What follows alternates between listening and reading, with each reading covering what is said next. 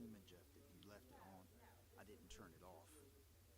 So I don't I don't know the status on it. Yeah. Okay, it just needs to be spaced out then, right? Like stretched out. Okay. All right. Good.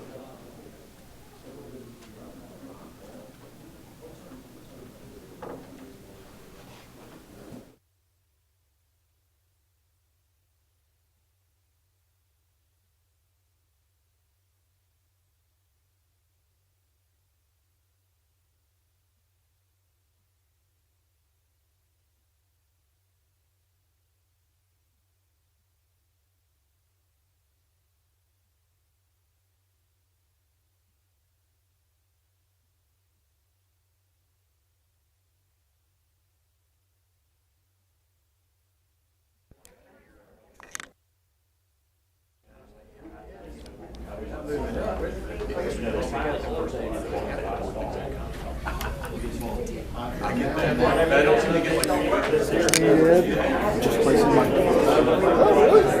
That's a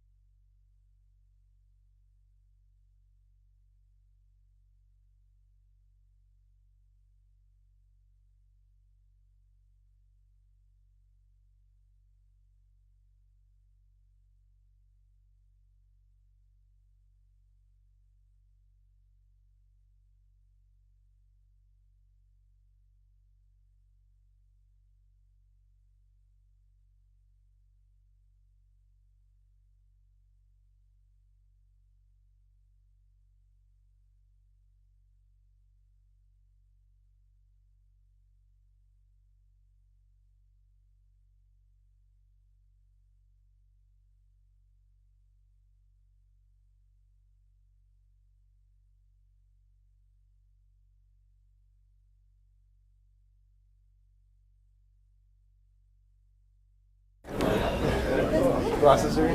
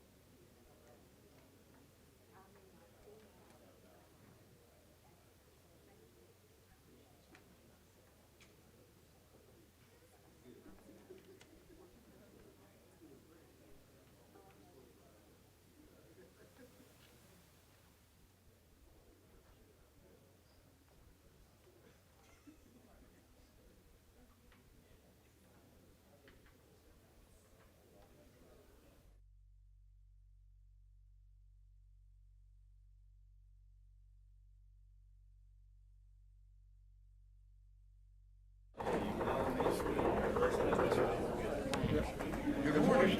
Good morning. Good morning. We'll go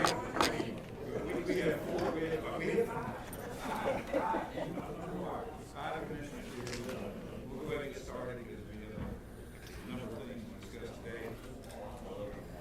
I'd like to welcome everyone who's here today. Thank you. Thank you for the worship. I'd like to welcome everyone for being here today. We certainly got a little feedback on last Monday for a few hours. I appreciate all the folks that came out.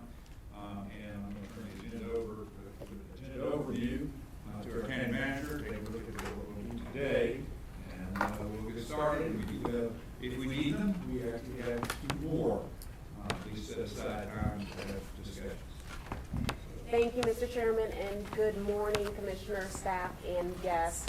We do have, today, we will be following up from our last week's detailed budget presentation. The board had several follow-up questions for staff, and so we have a short presentation on that will be led by our budget director, Kyle Wolf. You all also requested that the fire chiefs attend if they would like to provide feedback in regards to the recommended budget, and so we have several fire chiefs here that will be given an opportunity to speak to you this morning, and certainly the majority of today is really for your discussion, your deliberations, and if you have any additional questions for staff, we are here to assist. So with that, we'll kick it off with Kyle Haney, who will provide a really short overview of the fire tax district recommendation, and then we'll open it up to fire chiefs.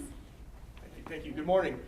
So I'm not going to spend too much time on this. I know we've had several presentations on the recommended FY26 budget for the fire tax, for the fire system. Really, the big change here was we honored the board's directive. We set all of the fire tax district rates at revenue neutral, and then we increased the countywide overlay district rate from 0.0039 to 0.0179, which provide enhancements across the system to provide basic level of service. At the last presentation we gave to you, the board requested to have this special time today for fire chiefs to come in and provide their feedback on that recommendation. We did go to the Fire Chiefs Association meeting and the county manager and spoke there last week, and you should have received a letter from the fire chiefs stating there was no opposition to that recommendation, but certainly we want to provide them the time to come and speak today. And so with that, I will turn it over to whoever wants to come up first. I know we have a number of folks here.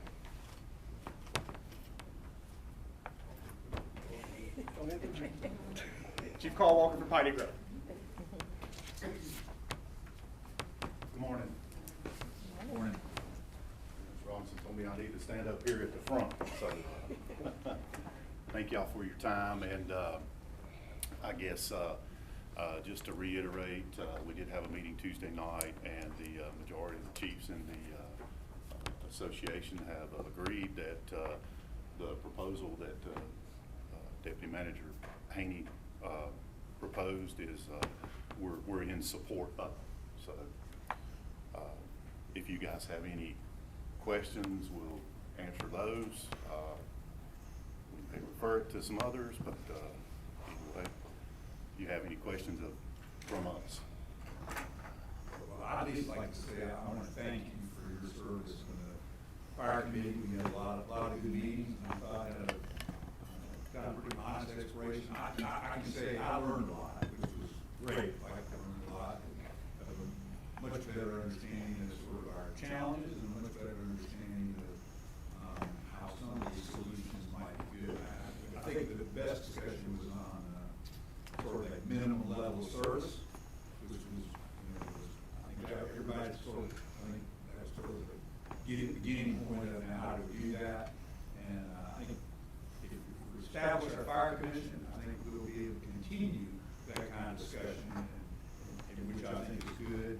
And I really appreciate Colleen for being a part of sort of, I think he's been at it. Every fire station, I think, developed a lot of good relationships, and we appreciate all that you do, and I think we made good progress, but if there's anything else you all wanted to sort of provide input, we were certainly, listening. I think we made it a little way. We were able to do some equalization with the overlay, and actually close that gap between sort of, if you will, the highest tax rate and the lowest tax rate among our fire districts, if you will, and I think that's making progress from the taxpayer standpoint. So, anything else, but, and I can certainly maybe other questions, but I did want to thank you and all the other chiefs who served on the committee, and all the chiefs for being a part of good communication. I think it's been easy for our 16 districts to be, kind of a little, you're independent organizations, if you will. And now I think we've had a lot of good conversation, hopefully better trust. I think that's what's Yes, sir, I couldn't agree more. And the collaboration between the commissioners, the county staff, the fire chiefs was, I think, instrumental in getting us where we were going, and hope that continues. I think we do realize we all have the same goal in mind at the end of the day, and to provide the best service, and do it in a financially responsible manner as well. So thank you again, and kudos to Deputy Manager Haney. He's put some time, effort, and lots of into this. And I know his plate's pretty full. So. Thank you. Any other chiefs would like to chime in, break, or ask you, or ask a question? I'll refer back. Any gentlemen, anyone else like to say a few words?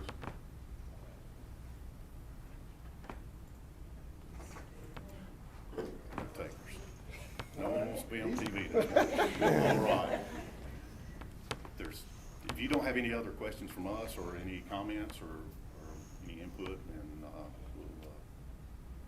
Is there anyone who is really opposed to this plan? I noticed you did not say it was unanimous. It was not you. There's 16 different people, and it was not unanimous, but there was one that spoke in opposition of sort of the process, maybe, but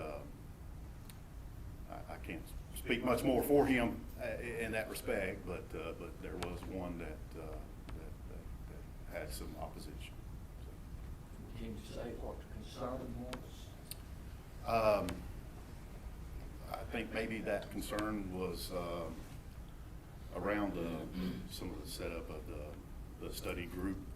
So it was most of the concern. But again, I can't speak a whole lot for that individual and his opposition. So, Well, I guess if you say the study group, then it's an indication of Mr. Chairman Martin and how many was in the fire service. I don't remember how many chiefs select the 4 of you? They did.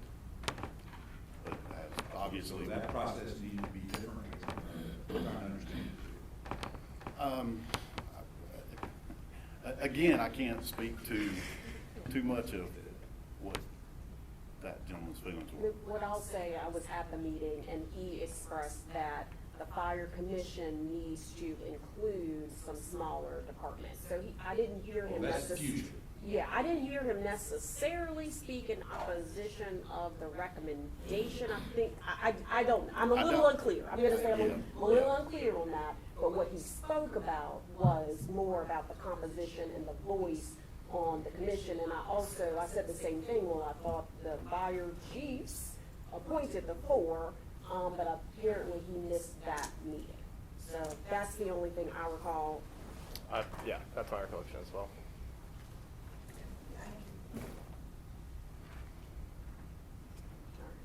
Thank y'all. Thank you again. Thank you, Walker. All right. Thank you. Scott, Town Manager of Walkertown also would like to speak. Good morning, Commissioners, Board, everybody. Appreciate the opportunity to discuss this issue with you folks. You may or may not be aware, I'm Scott Snow, Town Manager of the Town of Walkertown. And we, the Town of Walkertown, we're a little bit of an outlier as far as how we provide fire services. We are currently not part of the existing overlay. We provide fire services to the town through our general fund at the town. We contract with the Walkertown Fire Department and also the town of Kernersville. And we do contract with the county for the current supplemental services through the 109s. However, we've seen what Kyle's presented to you, and the town has shown support for the proposals going forward. We would like to be, the town has expressed agreement to be included in the overlay in the future. We understand there's probably not enough time to go through that process for this budget year, but the council has said that they would like to explore the process of being included into the upcoming expansion of the overlay in the current year. So we have proposed in our budget for this year to match what the county is proposing with our local departments. So with the additional overlay expenditures there. So any questions for the town, I'd be glad to answer for you, but we appreciate being included in the process. I think that's good news. After we had a lot of discussion over part of the issue is trying to get some kind of, at least a level of standardization of what we're doing, and I think that's a positive move. Really, at least personally, I'm very pleased to hear that. Yeah, and the town council has had that same perspective too. They'd like to see a standardized level of service throughout the county as well in our area, in the town, and the surrounding areas too. So we see it as a positive proposal moving forward to be able to address those issues and be able to provide a more consistent and sustainable type of service.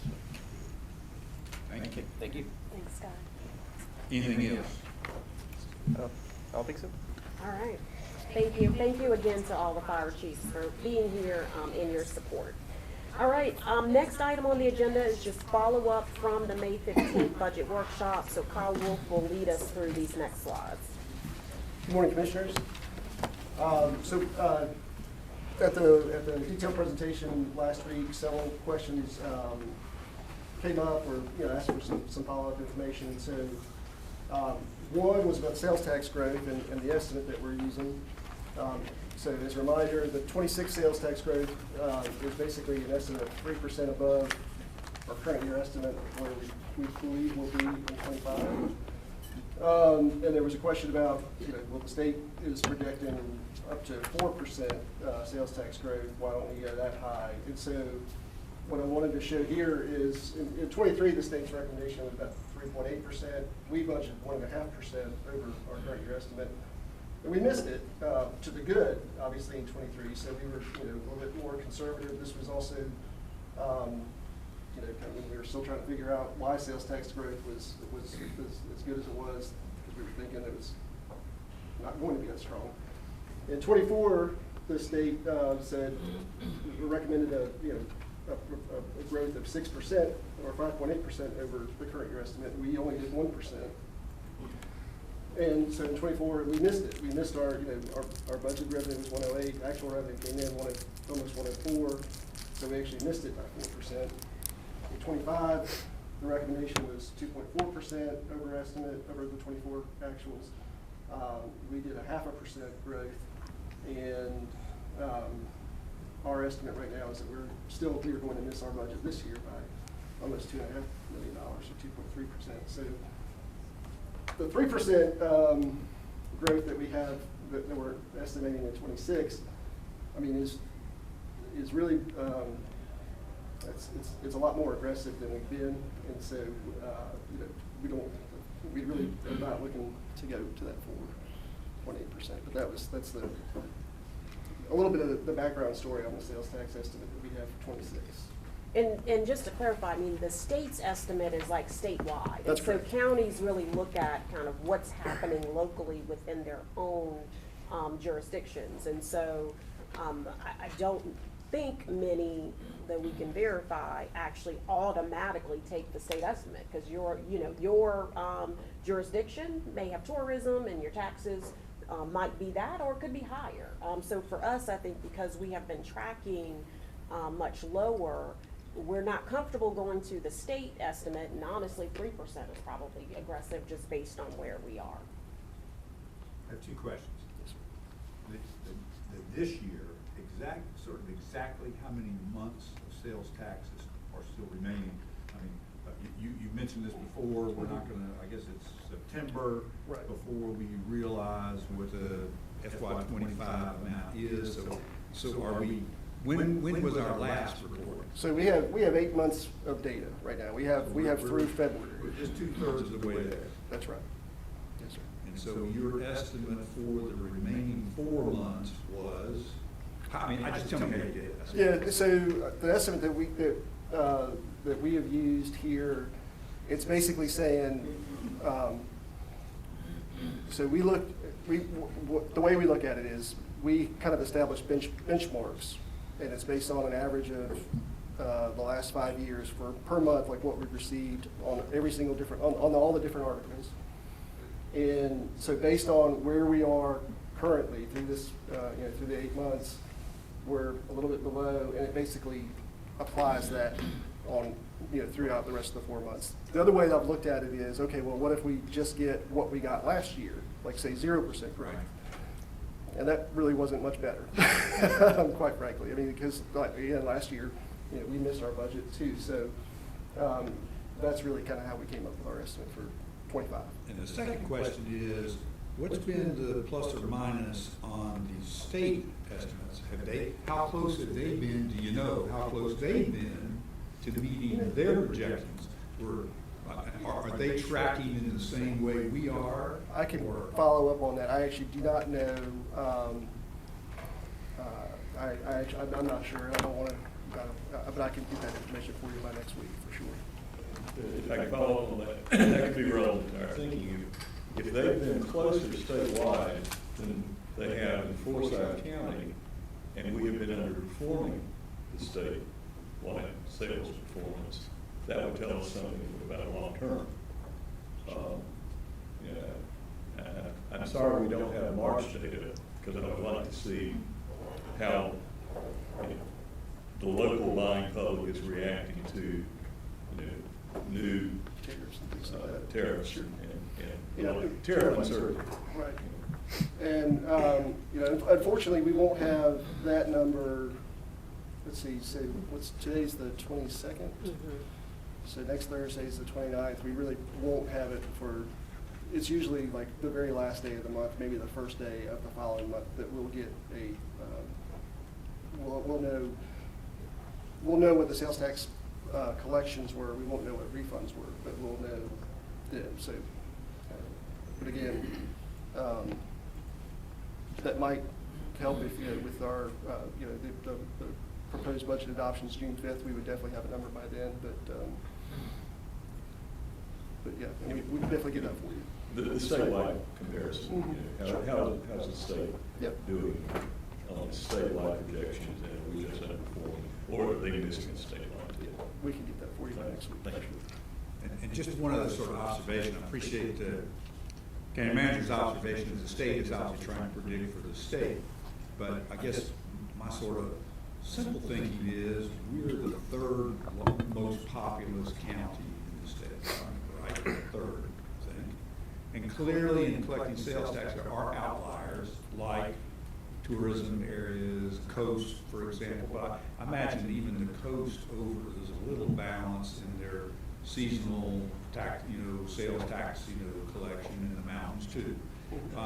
But I would think that, we ought to be about above the state average. It would be just sort of this is sort of if we're the third most popular, sales tax is based on purchases.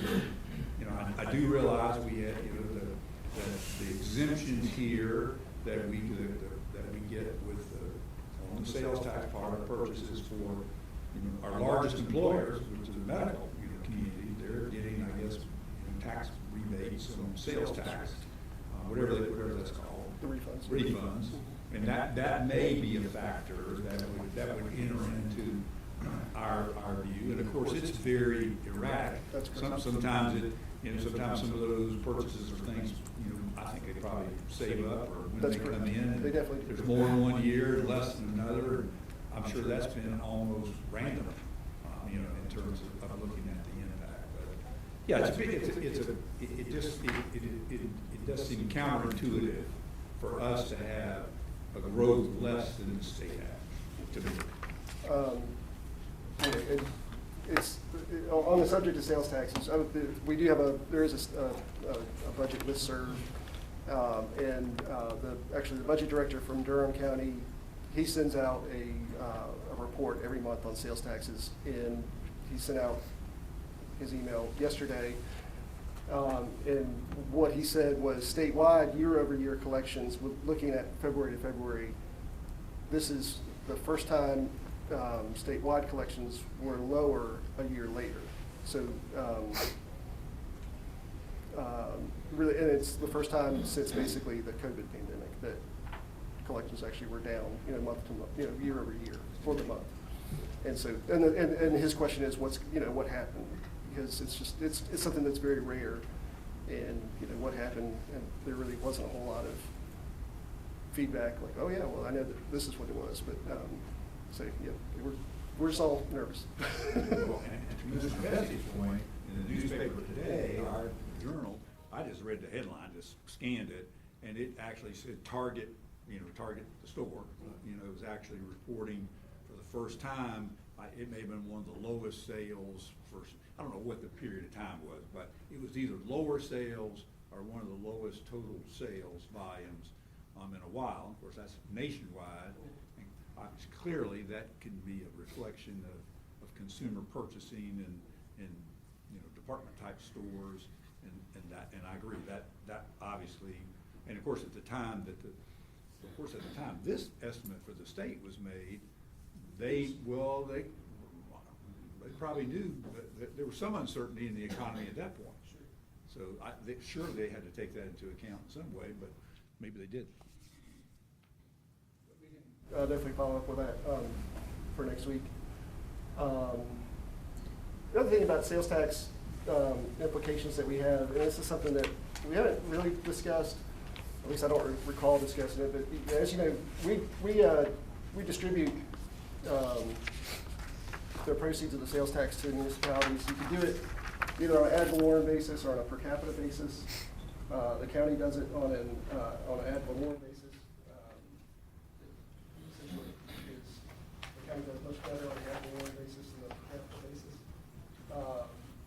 And so it's based on what the amount of property taxes levied in the prior year, and then the per capita is based on population, of course. And over the past several years, the county's maintained our tax rate of 67.78, and other municipalities have kind of adjusted their rates. Our actual share of sales tax revenue, except for Article 46, because Article 46 we don't share. That's all the 100% for the county that we give to the schools. Look for Articles 39, 40, and 42. We have to share those proceeds, and our share of that revenue has decreased. You can see from a percentage of 63.25% back in 19, and down to 59%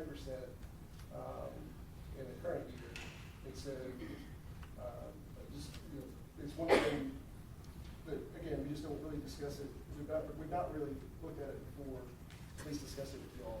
But I do want to, it's pointed out, so that, you know, when we are, you know, setting our property tax rate, there is an impact on the sales tax revenue that we receive every year as well. But in FY '26, we'll have a new, our ad valorem view is a lot different. So I would expect that to flip, not to flip, but to go back very much like the 4-year point back in the, like that 63% maybe or more. Well, you know, so if you go with the recommended budget of, with the 4.2 cent tax increase, I know the city has increased, or I believe the city's increase was 4.8, or 4.8 cent increase, so their share of the levy will actually probably increase. Yeah. And so, I'm not sure what other municipalities are doing, but I don't know that it'll flip, but, But the fact that we've been constant for 4 years, the city had a big adjustment last year too. that's right. And so, since, I'm not sure, I don't know how many people are leaving their rates the same for 4 years. My suspicion is they don't. So as a result, That's why our now share- that ours is jumping up, that's why I said, I Yeah. think we will recover some, just because of that, because it's a 4-year time that we've not changed at all.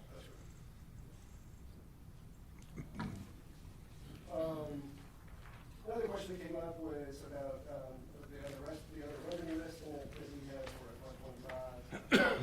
So again, as a reminder, the other revenues are really, sale of drugs, supplies, merchandise, surplus property, grants, and then mostly refunds and reimbursements, miscellaneous income. And those refunds and reimbursements, sale of surplus property, they're typically non-recurring revenue sources. And so we have an estimate of 13.7 million in 25. And the recommended budget is slightly under that 13.7, $12.9 million. And so, again, I think the question was, will we be able to conserve on the 25 estimate there, based on what has come in on an actual basis in the past, and so we really believe it's a realistic estimate for 25 as well as 26. Great question. I'm assuming that you did not include in an anticipated surplus property sale of Sternberg Park in, since that's where this money would have been receipted, then that you did not include it, because I think if you had, that would be a much bigger, that'd be a much bigger number. You're correct, yeah, that's So absolutely if- right. If the Hall of Justice sales themselves next year, that's gonna be, hopefully really huge.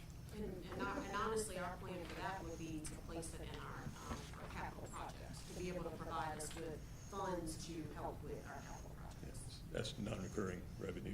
Correct, it's not recurring.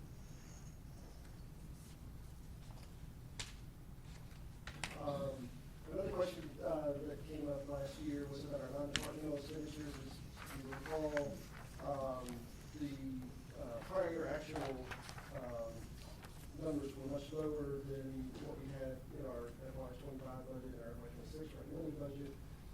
And really, the reason for that is the significant expenditures that we have for claims, which is, almost $1.8 million. Our other increased employment benefit contribution of $1.6 million, and then our funds for salary adjustments of $3.1 million. And most of these, between, so that's, 6.7 million, that is, basically trained, is recorded in departmental budgets. And so that's why that's why the actual numbers are lower in the non-departmental, budget compared to the actual budget, is because these costs are actually recorded within departments in the prior year actuals. So, that's just, so you know, just significant expenditures that are in the non-departmental budget, unemployment insurance, our retiree hospitalization, our countywide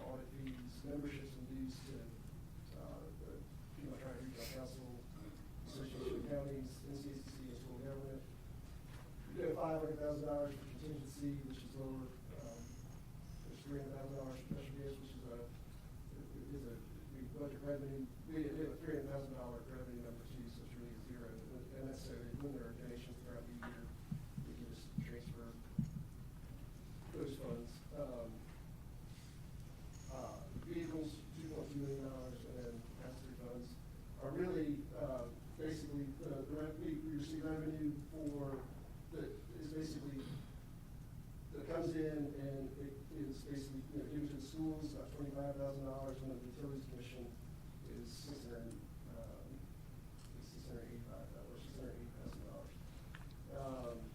Which is like, started to say what it was, but there's basically three different revenue sources that are basically come in, and by state statute, it has to go to the utilities commission. Is what that is. Scrap tire? Yeah, scrap tires, I guess, and electronics recycling, maybe, I think. So how, just on that slide, how does that kind of compare to this year? It's actually up, I think we were around 675. I think it was, yeah, we were at 675 in FY '25. And what's that total? Hmm? You mean 6,750,000? For the. I'm just talking about on those items, kind of what the change, what the increases are this year. Like, for example, I heard you mention the contingency was less. That's right. So I'm assuming there was a higher number there this past year. Yeah, we had a budget of about $14 million in non-departmental last year, and I believe it's around 13, I can tell you.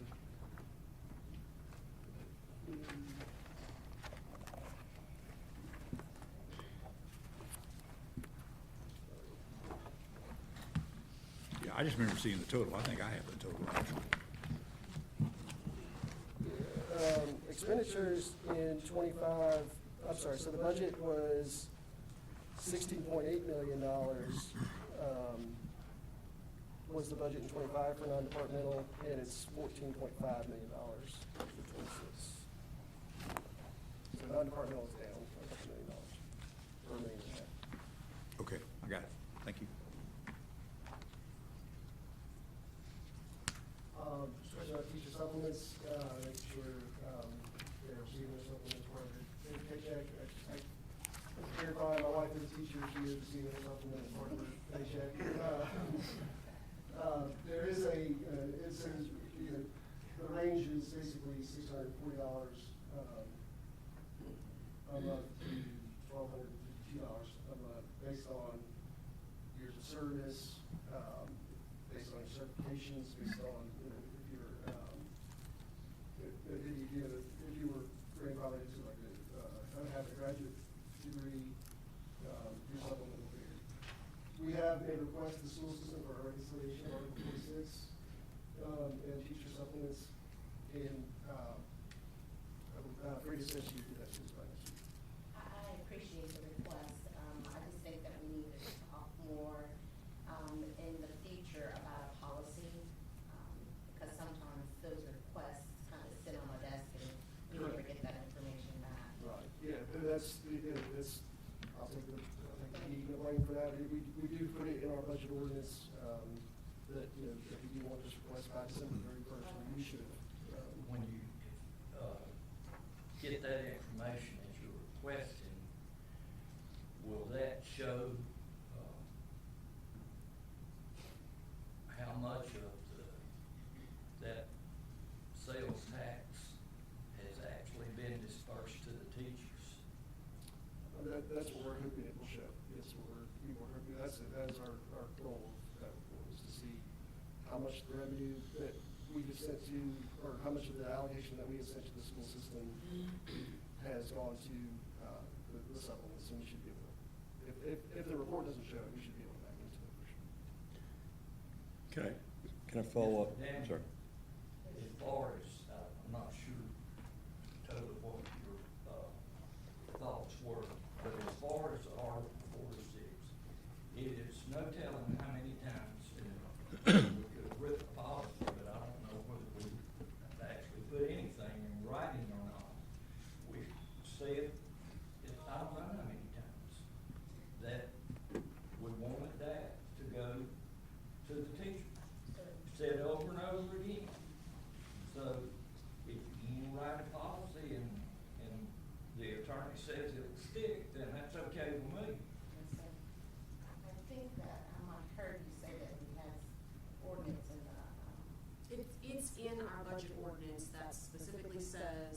It's for teachers, they're supposed to provide a report by December of every year. It is a standing item on the, when I meet with the superintendent monthly, it is a standing item on our agenda. And then Kyle also followed up with a new interim CFO this week to request the same. So we anticipate hopefully receiving it. So, what I'm hearing Commissioner Wendell say with our county attorney, that if we don't get that, we need to demand. Yes. Yeah, I think one of the things is the definition, it's the definition of teacher. And that probably, because, I'll give you an example. There are a number of people that are paid on a teacher salary schedule. For example, a guidance counselor works in the school, works with kids. They're not a teacher, but they're paid on the teacher schedule. So there, excuse me, there are a number of people who work directly in schools. In fact, Kyle and I exchange emails. There's a thing called multi-tiered system of support, which is basically a person who works in schools. It addresses discipline issues, it works with different strategies for teachers to things that they need to do to identify kids who have learning problems that hopefully leads to fewer special ed placements. Forget the discipline, that was incorrect. But in any case, that person's in the schools, they're paid on the teacher salary schedule. So I just want to be clear, because we had a person speak during our hearing the other night that talked about the number of teachers and gave a number and compared it to some numbers with Article 46. And that would have been underrepresented by the people who get paid as a teacher. And I think my belief is people who are paid on teacher salary schedule who work with students were the ones intended to receive the Article 46 money. And I think that's where, from accounting heads and reconciling, I mean, the district's doing that, and I think Kyle does that, but if you're reading, you can go to a state publication and get the number of classroom teachers we have. It's going to be different than the number of people that fall under the Article 46. That are paid on the teacher's schedule. Yes, that are paid on teacher schedule. So it's a little more involved than just, you do have to define what is a teacher. And Kyle mentioned that there's some people that are correct me if I'm wrong, but I think in the email exchange that he and I had, is that there's some people in the central office paid on that schedule, but they work in the central office and they are excluded. He has excluded them because he does that as part of his reconciliation. So it's not 100% of paid on the schedule. It does depend a little bit what you do. I mean, and you can clarify that if you like. I understand it's not as black and white as you think. What time period does this request cover? The request is for last year, it's for FY 24. For the school year. We're supposed to provide an annual report for essentially the previous year. On what schedule do we release the Article 46 funds to the school system? It is part of their 112, we pay the schools on a 112 allocation, and we give it to them on a 112 allocation. So we basically say we are projecting $20 million in Article 46. We factor that into their 112 allocation. And then at the end of the year, if Article 46 comes in higher, then we'll give them the additional funds the next year. Or, as in this year, when it came in lower, we requested the funds back. Given the difficulties with budget tracking that the system has been having, could we require a report for the previous month before we release the next month's increment of this funding with supporting data? Yes, I would say yes. I mean, that's something Terry's office would do, but as the county who provides funds, we can request any financial data on our funds as we want. I don't know if Terry wants to talk about what that could look like, but I'd say yes. No, really, we disperse the funds, so, we can hold disbursement until we get some clearance or authorization that reports have been submitted Normally, the last thing I want to do is require more paperwork, but unfortunately, it seems that may be necessary. So we could, you know, have basically monthly tracking, monthly reports each month and then release. I mean, and there will be a little bit of a lag, so we'll probably always be about a month behind. It's the same way when we close, we'll close May about June 15th, right? And so there'll be a little bit of a lag, but we certainly can come up with a system for that. A month behind is better than asking for the year's report, and it's 5 months in and we still haven't got it. Yes.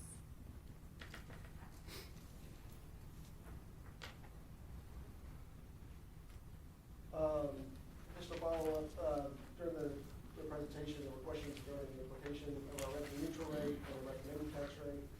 And so just as a reminder, the revenue neutral rate allows the county to generate the same amount of revenue from the property tax that it generated from the prior year.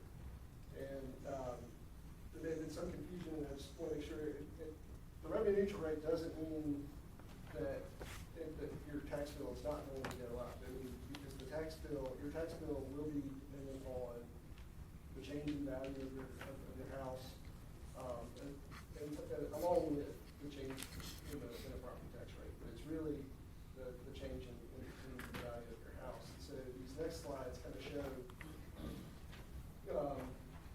some examples of a house. And so if your home value in 25 was $190,000, and the home value after the reval is increased to $269,700, that's an increase of 41.6% value.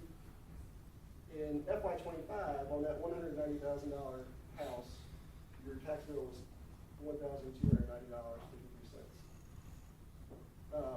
With the increase in value of 41%, even going at the revenue neutral rate, your tax bill is going to increase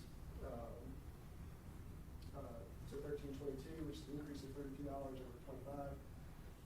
The recommended rate, again, is 53.24 cents, and so that bill on the 269 is $14.35. It's an increase of $113 over the revenue neutral rate.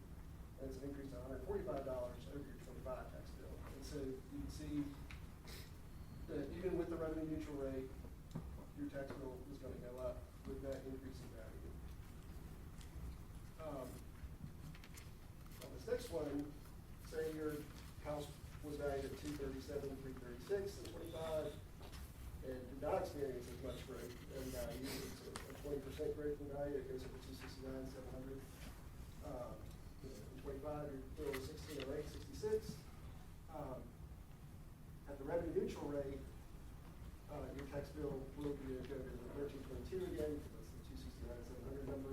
So your taxes will actually go down to $286 because the value in your house was not as great as the prior years, or the other example. And then at the recommended rate of 53.4, the tax bill will be $14.35, which again, is $113 over that revenue neutral rate, and you're decreasing your tax bill by $173. So that's so again, you had a 41% increase in value, 20% increase in value. And then, if your home value was $156,700, and we have this incredible value increase of 72%, you can see your tax bill is going to go up $260 over the FY 25 at revenue neutral rate, and it'll go up $374 over your 25 bill. And it's all based on the increase in value. So those three slides kind of show 20% growth, 42% growth, and then a 72% growth in value. So I just want to make sure everybody understood the revenue neutral rate doesn't mean that your tax bill is going to stay the same. And so, if there's any other questions on that, I haven't played with those systems yet, but I would agree that if we had, Shayna's good at this, that tool on GIS, so that you can plug in, like, where's my home, you can put your address there, and you can see the differences in terms of what your values were and what they're gonna be. I think that might be helpful for some that's in my district, because the values will be surmountably different. But I was just kind of thinking through that, how can we help the constituents understand their values? Sure, you can give a Sheila. Yeah, thank you. We had some questions about the sheriff's presentation, 000 calls, and so walk through these, Kimberly is here to help with that coverage or some folks from the sheriff's office as well. So again, 000s again are when there is no sheriff's deputy available to answer the calls. In this chart, animal services calls are not included. And so we've got the recent estimates total 2,172 for 25, so it's actually gone up a little bit from the 2,150 on this chart. But you can see over the years how many zero calls we've had. And this is basically a breakdown of what can do. I think this is the top 20 codes of 000 calls. There's actually a bunch more that kind of falls into the 000, but these are the top 20. I guess, the examples of what's included in the 000 calls. The blue chart is basically what happened in March, the number in March, and then the orange chart is April. And so you can see the top line is welfare check, which was the example that the sheriff spoke about last week. Police service was. It's a catch-all that it's typically documented as information provided. It's considered non-criminal in nature, and some common items that fall into that category are civil disputes or custody disputes, frauds that happen outside the jurisdiction. And at times, if they're information-only calls, that is requested by the person making the call. So sort of a catch-all for a few different items in that category. But would it not be true that any type of, violation or reason for call could end up being 000? You don't know, you don't know what the type of call is, but I think the other part of it is, I remember one day I did sort of an ambulance kind of review. I mean, the same thing. If somebody calls in, there's no ambulance, you could argue it's the same definition of 000. But what was amazing, in a short period of time, it went from no ambulance available to about 3 available. Because, people are providing services, finishing what they're doing, and they're available. And my suspicion is that for example, in some of these cases, there's a 000 call this minute, but in 15 minutes, there's some people, there's an officer available to go. I realize I do understand why the sheriff would want to track that. I mean, that is an important statistic, but it's a point in time that in 15 minutes, there may be 3 more patrol calls available, patrol people, officers available. Maybe in 10 minutes, there's some available. So, because things are being resolved all the time. I mean, a traffic stop takes X amount of time.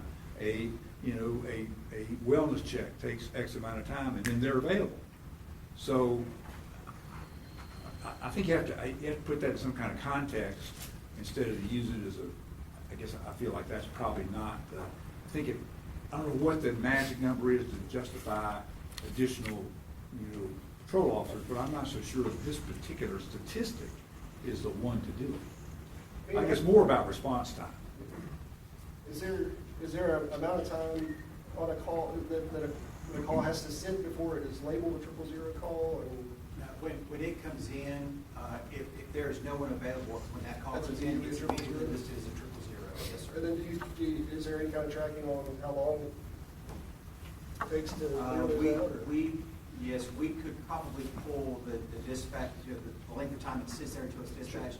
We should be able to pull that out of the CAD system. It may take a little time, but we can do that. So may I ask why the animal services wasn't included? The reason being is there are so many animal services calls that typically, like when they come in the morning, they're already probably 30, 40, 50 calls behind. And so we really took those out because it really skewed the data drastically. And actually, there's a slide that shows the total animal services Yeah. calls here in just a minute too. So Okay. that's helpful. Thank you. And this slide is really just for FY '20, for the whole year, from July. So the previous slide was showing just March and April, and this slide was showing from July to March of the different top 20 calls.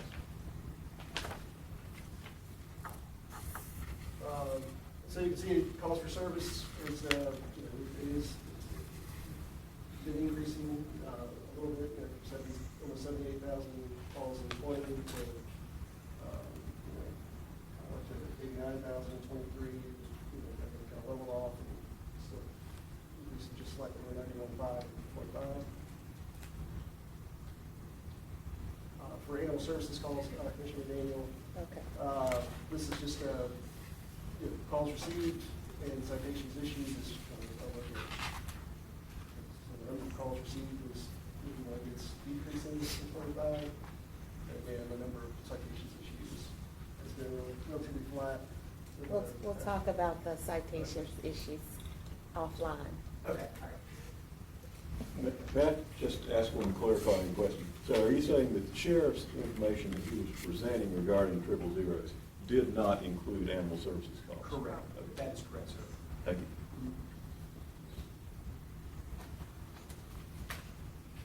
And that was really kind of all we had on the follow-up side. So I think we're just going to kind of turn it over to the board to answer questions or whatever we can do.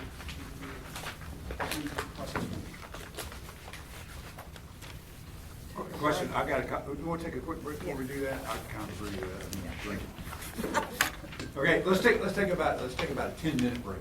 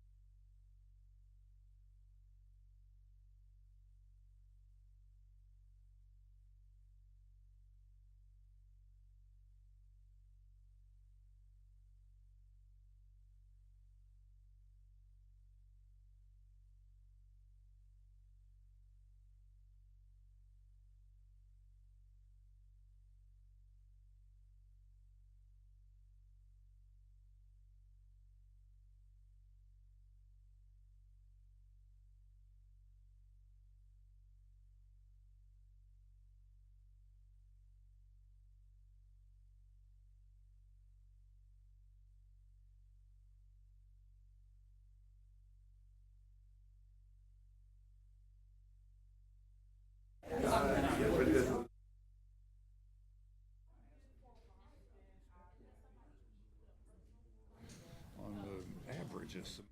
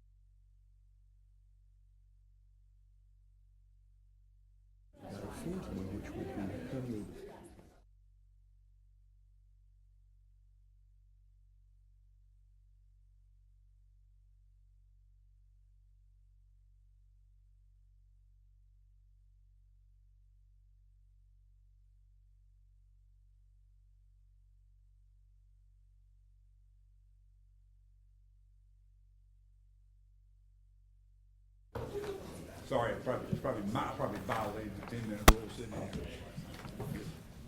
Welcome back, and I think the floor is open to questions. I have a few, but I do want to, I'd be happy to start, or I'd be happy to move later. I don't want to be first. If somebody else has a burning thing they'd like to start with. Go ahead and start. All right, short of that, I did want to start with just one observation. The observation, we're basically, and I appreciate the fact that from the budget the recommended budget last year to the recommended budget this year is only a 0.9% increase. That's great. However, I do want to just observe that during this year, there were the number I put just roughly 10 million that was cut out of that budget. So the budget cuts that were made in the spring probably is in the 8 to 10 million range. I didn't get an exact number, but whatever. I didn't go back and look at my notes. But if you look at 10, then the actual, because that essentially, we adjusted the budget down when they were cut out. And when you do that, we targeted spending less money. Yes, the budget didn't change, but in a sense, is an amendment to the budget to bring down, and we stated it. If you look at year over year after those cuts, it's more like 3%. It's about a 2.8%, not 0.9. That's just an observation. Doesn't make a hill of beans bit of difference, but it's not just, it's what you're basing it from. From budget over budget, you're exactly correct. Budget over budget. The other question, this is more another I have some specifics, but in a broader sort of look at I just go back, it was 3 years ago, in one of the charts we had, and I pulled out the ones in our 100-slide PowerPoint. I pulled out about 3 or 4, and this one happened to be number 10. But it actually had a review all the way back to FY23. So it had 23, 24, 25, 26, and it was really, this is the fund balance, the fund balance chart. And I was just thinking, if we go back to FY23, our fund balance in just a short 3 years ago actually grew by 9 million. So as I was just thinking, during that time, we ended up overspending by 9 and 6, and we're projected to be more this year. And I'm really just curious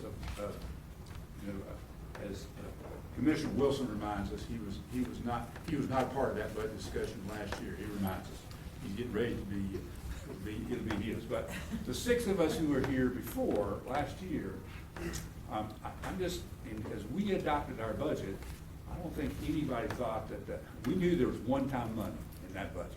We all knew that. I don't think we knew the way it was counted, that it was up to $30 million in one-time money. And I'm just kind of curious of how we go from 9 million ahead in fund balance growth with our fund balance policy at 14%, with kind of the dynamics. I know we had $6 million in ARPA money for a 3-year period that expired last year. So that accounts for 6 to 6.8, whatever that number was. I know there were some other projects, just like we collapsed some of the capital projects and did some other things in there. That was X number of million. But I have a hard time deciding where that one-time money came from. Of that, what constituted the one-time money of the 30 million that was in that budget last year? I'm just, because I didn't walk out of the budget presentation, and I don't think anybody else did last year, that we were committing 30 million in one-time money. Just kind of a curious issue there. Yeah. I'm sorry? Yeah, I think there's also another slide that talks about the one time, but you can walk through this one first. If I can't, Yeah. but I think this is slide 10 I think this is the slide you've got up, Dr. Martin, this is from last week's presentation, from the detailed budget presentation, that's showing that $9 million change to the good in 23, going down by 9 in 24. And that would have been, as I understand it, that would have been about 18 million more. I have that on a note that I made on another slide, that the fund balance, if we had not made cuts during the year, it would have been more. I can tell Right, you, so I think what this really is the result of kind of what happened, but in one-time revenue for last year. One, we appropriated $33 million of fund balance, but then I'm pretty sure there's a slide that talked about the one-time revenue. It was, the unrestricted, or I'm saying unrestricted, but unassigned of like 18, 19 million of what we said were like reversions that we thought we would have. And then there were one-time revenues. But those were things that would have been under budget, if you will, reversions, I think. Right, but we budgeted an unrealistic number for that. That amount was very high. And then there were also one-time revenue of some, capital projects that were in there, revenue loss from ARPA. I know I had that in my. We had some law enforcement separation allowance that. Yes, yeah, I remember that was like 3 million or so. That was basically, part of that $33 million was that revenue loss number of $6 million. We were not gonna have in FY '25. You know, we had Yes. that $18 million broken out by, $6 million and change basically for FY '22, '23, and '24. And then in FY '25's budget, we weren't gonna have that. And so to make up for that $6 million that we weren't gonna have, that was part of that, the strategy was, well, let's use the Leosa money, let's use, some interest earnings, and some capital projects. But just think, that 6 billion that we were all talking about, that's only 20% of what we ended up. Right, but there was 19.8 in assigned fund balance, so the target for reversions, and that number was too high. There was 11.4 million in, one-time money transfers from fund balance, the law enforcement officer special separation allowance, some capital project funds, and more pandemic response special revenue. So that totaled $31.2 billion of one-time revenue that balanced last year's budget. And then we also knew about, the other kind of just ARPA revenue loss implications. Go back to that very first thing you mentioned. What did you say was what you're calling reversions? The 19.8. So essentially you're saying those reversions were resulting in anticipated expenditures during, I guess in this case, FY '24, that were 19 million more than we needed. So it anticipated that we would not spend $19.8 million in the budget. That's right. I'm just trying to, I got it, I hear it. So I'm just, what were all of those things? What were some of the things that made up that 19 million? It was just a blunt number. I mean, it was just a blunt number. It's, the. Yeah, but a bunch of accounts were over budgeted at the beginning of FY '24. And that just strikes me as odd. I'm just trying to just think through that. Yeah, so, you and Dudley would have this conversation, over a few of these budget years that we've had on the amount of fund balance that was appropriated. And so that target for reversions is based on departments not spending 100% of their budget. Yes. On Which both the he personal and I services argued about side and the then. operating side. And so, and then there was also some of the salary slippage. In the prior year, we budgeted for a little over $4 million for salary slippage. In the 26 recommended budget, we actually have increased that to about a little over $6 million for salary slippage.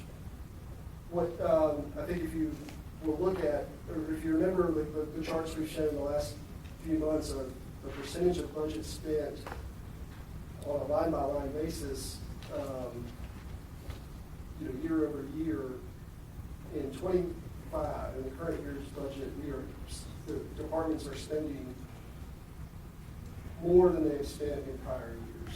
And so that was one reason we really wanted to make sure that we are right-sizing the budget. That's one of the things that John came in. With John coming in, we did right-size the budget. We set everybody's target budget. I think that reduced the budget by about $8 million. And then they've increased, and that's really more on the operating side, not on the personal services side. And so, again, so that's where we are.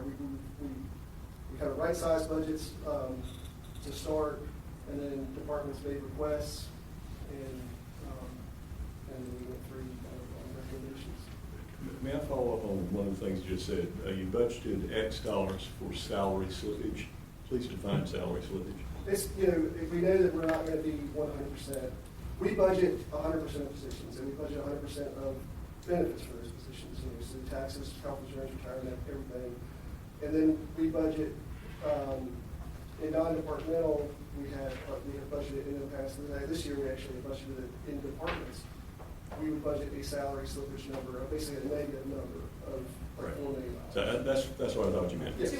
And my understanding of what you're proposing to do differently this year than was done in past years is you're going to affirmatively freeze those positions at the start. You're going to say, we're not hiring, okay, I thought that's what No, you so we did that for this fiscal year, the current year, to try to minimize the impact on fund balance.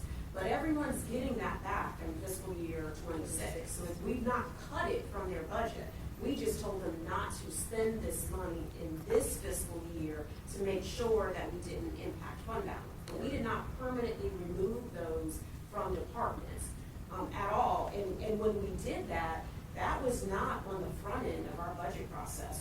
For '26. You did. We had already requested everyone's budgets for '26, like the two are really not related. And on what are you basing your estimates of salary slippage then? So the budget analyst and the director went into every single department and looked at the trends of previous year vacancies, kind of where they are now, and we're improving our vacancy rates, and actually putting a more realistic number. So we increased it from about 4 million to a little over 6 million, but it's in every single department so that they can see the salary slippage, salary savings, whatever you want to call it, in their respective budgets. So we did more analysis on that with the help of our consultant. So, and I sent an email yesterday asking a similar question to get at, because we all received a sheet that showed a point in time, how many vacancies we had. We got that. Shannon sent that to us, gave it to us. It was 16%. At that time, this was in April this year, it was 16% of our positions were vacant.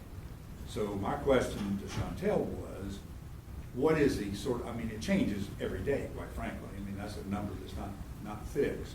But sort of from an average standpoint, it's kind of what would that equate to if that 16% in a dollar amount? And then the salary slippage would be the part that's kind of actually budgeted back in salary slippage. And then I'm interested in what that difference is between the cost of vacancies average for the year, kind of what the thinking is, less the salary slippage, which is budgeted back, and then what is that amount that is left over?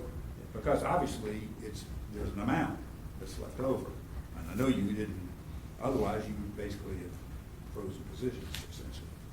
I want to know how we can anticipate that that's a realistic figure and it's not going to end up biting us at the end of the year.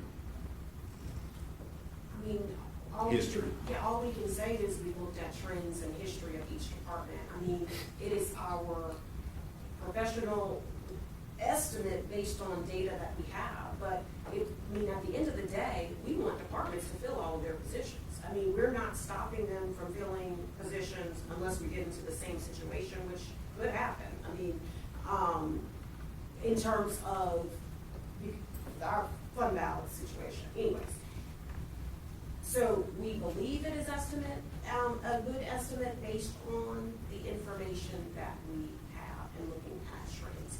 I will say in terms of the point in time, 16%, and Shannon can correct me if I'm wrong, but part of that, why 16% is because we have a lot of our park seasonal positions in there, and most of those don't get filled until like the summertime. So it looks higher than what it is in terms of like what we would be filling right now.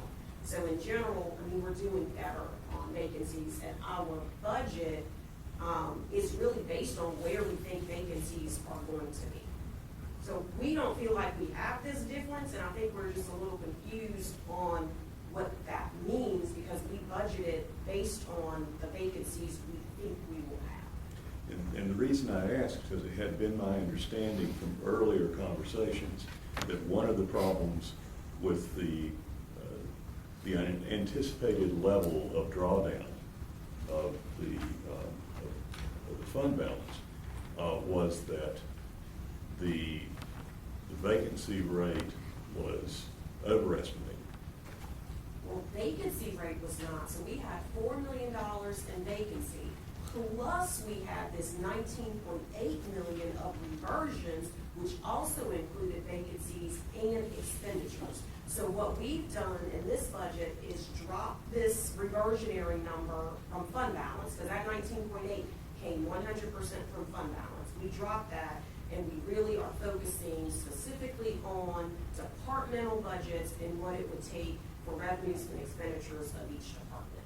Are you saying that we were double counting vacancies in last year's budget coverage? The $19 million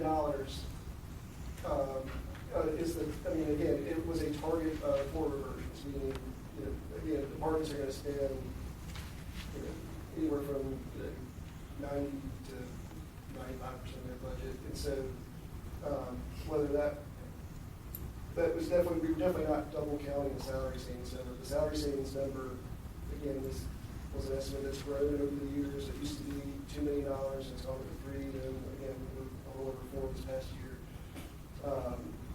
That includes, and so then there's also that salary savings, and then there are the benefit costs as well that are associated with that would probably be in that $19 million reversionary number. So we weren't double counting it at all.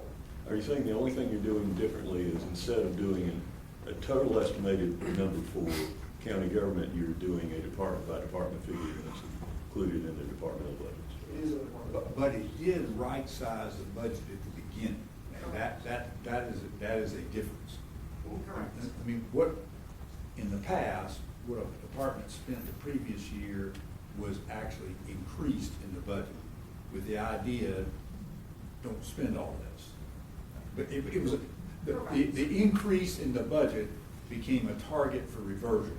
You realize that's a little catch-22. Right. A lot. But I mean, I argued against it. I just said, but why are we doing this as an unnecessary exercise? So, in most instances, I'll say most, not all, in most instances, departments' budgets, wherever their budget was the previous year, was their starting point. So if they had, $5 million in FY '25, for FY '26, we would have started them with $5 million, and then it would have potentially grown from there. This year, we looked at every single department and kind of right-sized it. So if you were at $5 million, the budget team analyzed every single one, and their new target might have been 4, might have been 4.5. That might have been their starting point because they looked at expenditures, what they've been spending, all of that. Now, you're still seeing some increases, but that is primarily due to salaries, benefit type stuff. And then there are a few other things that they needed. But we really worked hard to give them new target base budgets. If that's Yes, that is exactly the information I was looking for. Thank you. But I still think that, what I just heard you say, you don't think there's a difference between what the actual savings from vacancies, savings kind of not the right word, but the amount of positions that will never get staffed, and what you budgeted as salary reversions, salary slippage, you don't think there's a difference in that? we feel like we budgeted the amount that we are expecting due to vacancies. We feel like we budgeted that. I'll correct me if I'm wrong, but that is what we feel like we have accounted for vacancies as part of that salary savings. Then why don't you just remove those positions and those positions don't exist anymore? But it's not just about the position never being filled. Like, people come and go every single day. So if that position is vacant for 3 months, And then it gets spilled, well, we're capturing the 3-month period of time that it's vacant. I I mean, so, you know, right, I mean, people are coming and going all of the time. I get that. I get that. But I just take, for example, read the House budget release that was this past week. I bet you there are 1,000 positions that they cut out that have been vacant. And that's become, Washington, that's where DOGE started in Washington. Of course, that was indiscriminate vacancies out there trying to, this is whatever they were on a point in time, gone, boom. But essentially, the issues of looking at some of, I think there is a difference. I don't know how you can say but all you gotta do is go back and look at what has been in the past, and but the methodology was different. We may not need to discuss that here anymore, but maybe you can throw it out on a piece of paper, kind of show you what I'm talking about. It's more getting at that. I think there is a difference. All right, anyway, I won't beat that horse. Yeah. All right. Let me see the next question I have.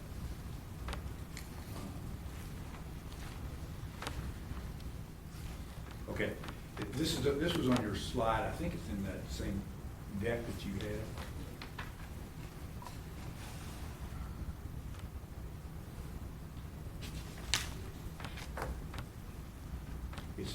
It's slide number 11.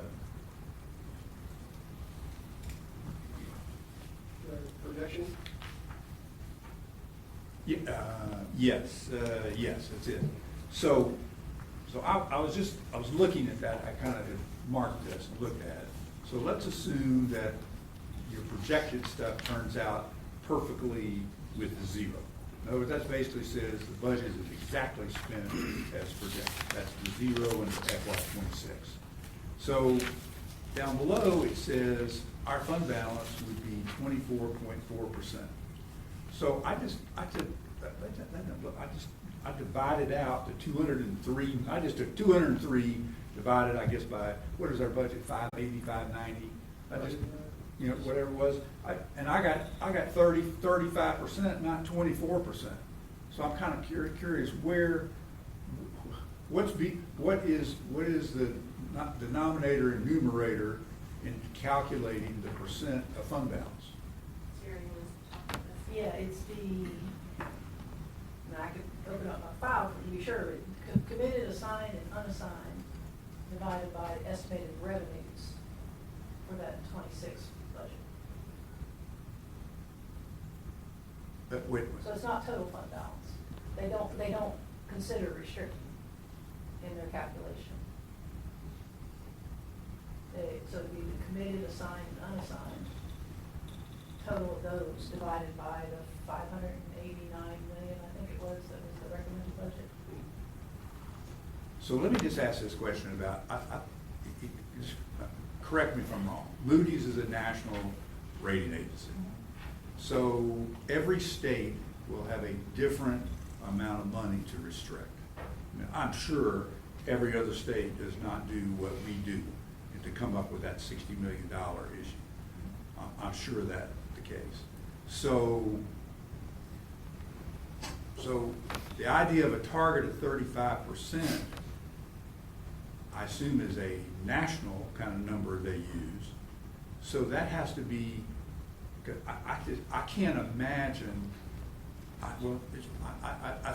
as a question perhaps our financial advisor could answer in terms of what's going on in the rest of the country, because I would suspect, because I've heard a number of people say, because what's in that restricted amount basically is, correct me if I'm wrong, but it's assuming that every person would retire, kind of they're gone.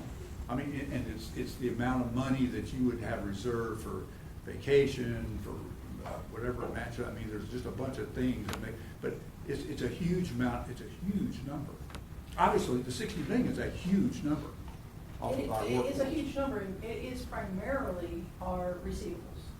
And we have communicated with the rating agencies the fact that in North Carolina, What we're required to restrict is anything that's receivable as of June 30. Even if Okay. we have cash in hand on July 1, if we didn't have it on June 30, the revenue gets represented with receivable and goes into restricted. That is different. I don't know that any other state in the country has that requirement, but North Carolina does. It's just a very conservative approach. It's statute. We have to do it. And they understand that and they appreciated that. And their counter to me was, well, even relative to other North Carolina AAAs, their ratios are in the 40s, 48%. So, and again, remember, we're trending on the low end and they're still getting us to a AAA. So I think they are giving us some consideration for that. And nationwide, they said that AAAs are at 50%. So I think they're taking into some account the fact that you're right, some of what's in restricted would not be required to be restricted in other states. Right, so the way this is, it's an interesting question if what the answer you got was that other counties are in the 40s, not including their restricted. North Carolina counties, so I mean, they're that's, well, presenting that, numbers the same as we do. that is a ton of money sitting, just earning interest, a ton in this state. Doing everything that fund balance should be there to do, yes. Interesting, that's an interesting observation, because there are people in this state that believe that the legislature thinks that more things should be pushed down to be spent at the county. And particularly in education, one of them, by the way. But there are other things too. Set it down, let the counties handle that. And it may be because somebody, I mean, there's some intelligent accountants in Raleigh, and they probably have looked at the audited fund balances, and if that is what the financial advisor is suggesting, no wonder they're thinking sending it down there, because basically counties are bankrolling huge amounts of money, you know, that are out there, and they're saying, holy moly. I mean, I've heard but we comments should coming not. from Raleigh like that since the early 90s. Say what? I've heard comments coming from Raleigh like that since the early 90s. And they didn't understand our cash flow. They started withholding revenues from us. They started doing a lot of different things. And remember, our only source of revenue is one of the most regressive taxes that can be levied. So if they want to continue to push more things our way, they have to take into consideration that what doesn't come with it is the taxpayer's ability to pay that. Just because their home value's gone up because of equity investment in real estate doesn't mean that those homeowners have more cash to be able to pay a property tax. I got all that. I got it. But on the other hand, there's no question we need more diversity in how we receive money. In fact, I've told, you all know Donnie Lambeth well from 18 years together. I told him, I said, look, if you think you're going to be pushing more stuff, you have to give more diversity in how we generate money, because you can't do it just on property taxes. You just can't do it on homeowners and businesses from a property tax standpoint. He acknowledges that, I mean, without a doubt. But we can say cash flow is one thing, but we're not touching our fund balance to meet the cash flow problems in this county, and the ones that have more than that are not either. So, in fund balance is what you got on July 1 is what you got, or June 30th is what you got on June 30th. And if it's 40-something% plus the restricted fund balance, that is an obscene number for counties to be keeping in the bank. I mean, I just think I'm sorry, I'm editorializing. So anyway, you've answered my question on that. The other slide I got is slide number 7. I think it's in the same deck. 7.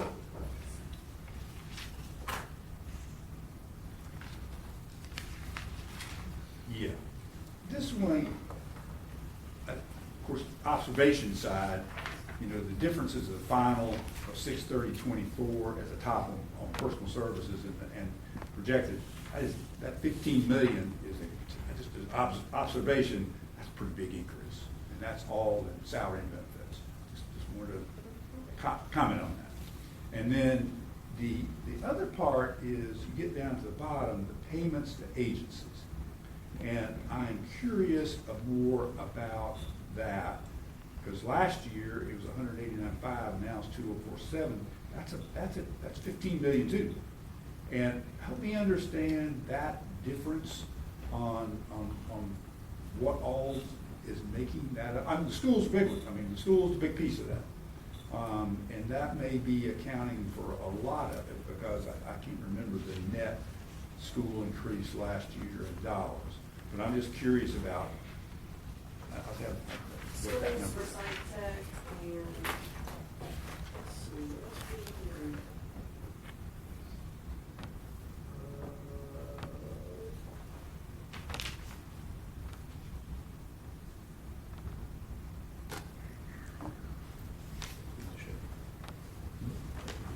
I think some of that, maybe 5 to 5.5, is probably the ARPA projects that were moved to the general fund to finish them out as part of the revenue loss strategy. That would be one. So I think that's a small piece of it. Yeah. You know, in the schools, the increase in the schools from 24 to 25 was, It was a good bit. It was a good bit. About 9, 8 or 9. Because they got some more time. Yes, but that would be a part of that, I'd say. Well, I don't know, because we bought some of those. Didn't we buy the radios, for example? So, yeah, that too. We bought those, so that would have been in there. So that drops it down to about 7. 1.8 thousand was the raise. But yeah. So that drops down, so, and then the ARPA part, whatever it would have been, so the 7 and 15 is still 8 million payment beyond the schools. And ARPA would be one. There were some of the ARPA projects that came into us, but probably another 5, so that leaves probably 3, and that's, who knows, that could be miscellaneous. We can definitely get you a breakdown of what that is, because that would be fairly easy to do. I know that, just trying to think of the other payments to agencies that we have, if, put it in the work, is that separate, Yeah, She'll we'll get it, We'll get it in a second. maybe more than a second, but. it may be some economic development incentives, I'm not positive what the I was difference would wondering. be. If incentive payment was, it may be incentive payments. Something on my head, but we can definitely get you a breakdown.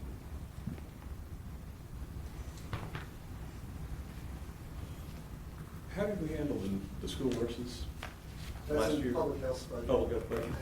Was there some question about the utilization of those nurses? Do I remember from offline conversations? When you say the utilization of them. Did the school system, utilize that staff? Yeah, so we rolled them into our normal operation to serve schools in the same way the other school nurses were used. And my question is, and I remembered a conversation about that within the past couple of months that suggested that they hadn't been called on. The new positions had not been called on by the system. Am I just misremembering that? or- We, when they became on with the county, we dispersed them to all schools. To the schools, okay. Similarly that we have always done. I think when they had a lot of the positions, some of them were like at one school only and they had limitations on what they could do. But we have dispersed them to the schools. All right, very good, thank you. And that's the same for social workers, right? We don't control this. We don't provide social work. So how? School provides, so they pay for their school social. Okay, so we did something in our budget last year for that. I think we provided them funds to maybe Hire some extras. some Okay. extra social workers as well. I think the two other things that may be included in there, at least in the year-end projection, are, we do include payment to the city for our shared services, so that would be included, and they made it trending higher. And then also just an estimate on economic incentives that would be paid before the end of the year. And again, that's just an estimate. So that, if we don't pay some of that, that may trend, $1 million or $2 million, $3 million from that estimate. Maybe 2 more things. We want to do a little more discussion. I did appreciate the information that you all provided on the intergovernmental revenue part, and part of it, we see intergovernmental revenue as a receipt, as a part of our revenue. We don't, as part of revenue, but we don't see it in a lump sum part in the expenditures in these summaries. So I realize it's within departments, and that's probably not from a management tool helpful, but the question I have is this, and one of the statements in this handout is one sentence that says intergovernmental revenue is largely realized by the county on actual expenditures. So if expenditures do not occur, the revenue is not realized. So it's kind of what I'd always thought, I never paid much attention to intergovernmental revenue because it was in and out money. It was money that we were gonna provide a particular service that was gonna be reimbursed by the feds or the state or somebody. So I never really paid much attention to it. But are there things that are, and I think maybe what probably prompted this was from one of the early April reports that kind of showed that the intergovernmental revenue was way low. And that was kind of, well, wait a minute, why is that? And I think it's just that, obviously reimbursements are delayed following expenditures, but that was it. And so that maybe explained most of it, because I did notice at the end of the year, it's pretty much shorn up. But my question is there anything in intergovernmental revenue that is not an in and out match? There's not an expenditure, or there are expenditures that are not reimbursed, or vice versa. Those should always work out, I think. Well, there are definitely different reimbursement percentages in DSS for some, some positions are reimbursed 100%, 75%, even down to on the lower end of the 45% range, I believe.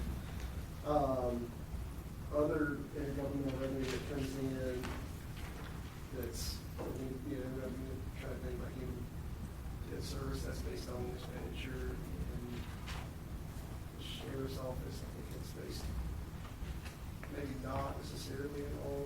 Well, I think there's a program expenditure that we have here. I don't think the government, I don't think the intergovernmental revenue really comes in without restrictions, I would say. There are some, I know that we get a little bit, well, even that, I think even the public health, I think there's one AA that is basically, it is unrestricted revenue, but we still have to spend. There's no restrictions, but they're saying you have to spend it on. What we do, we still have to spend the money. So that's In public health. Right, in public health. I don't think so. Okay, that's good. And the last topic that I have is the whole issue of community grants. And I think I was just thinking to our work, the things that we have done in the past in these workshops, there was some amount of money that we had been identified that was going to be community grants money. And we spent a fair amount of time as commissioners doing a little budget A, B, C, D of a lot of different things. It was really more about how that happened. But in this year, it's not a part of the budget. It's not in there. So the question kind of becomes, if it were a desire of the board to restore that, it's the how does that take place, and it does, because there's no action meeting scheduled until June the 5th. And June the 5th is the anticipated date of adopting the budget. So for example, if that were a motion that passed on June the 5th, if we waited till then there's a whole lot of your budget paperwork that has to go and be redone to address that, because it's not only an expenditure, it's where the receipts come forward. And then all that has to be prepared.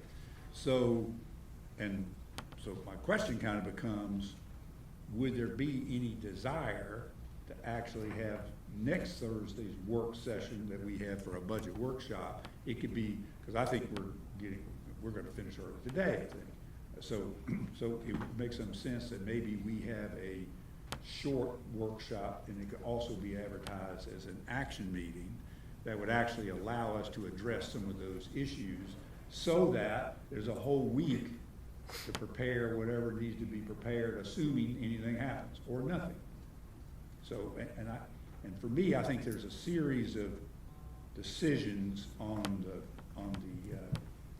community grants part that we would probably make. And I'll just make one observation. I did read through every department, your paragraph description of every department.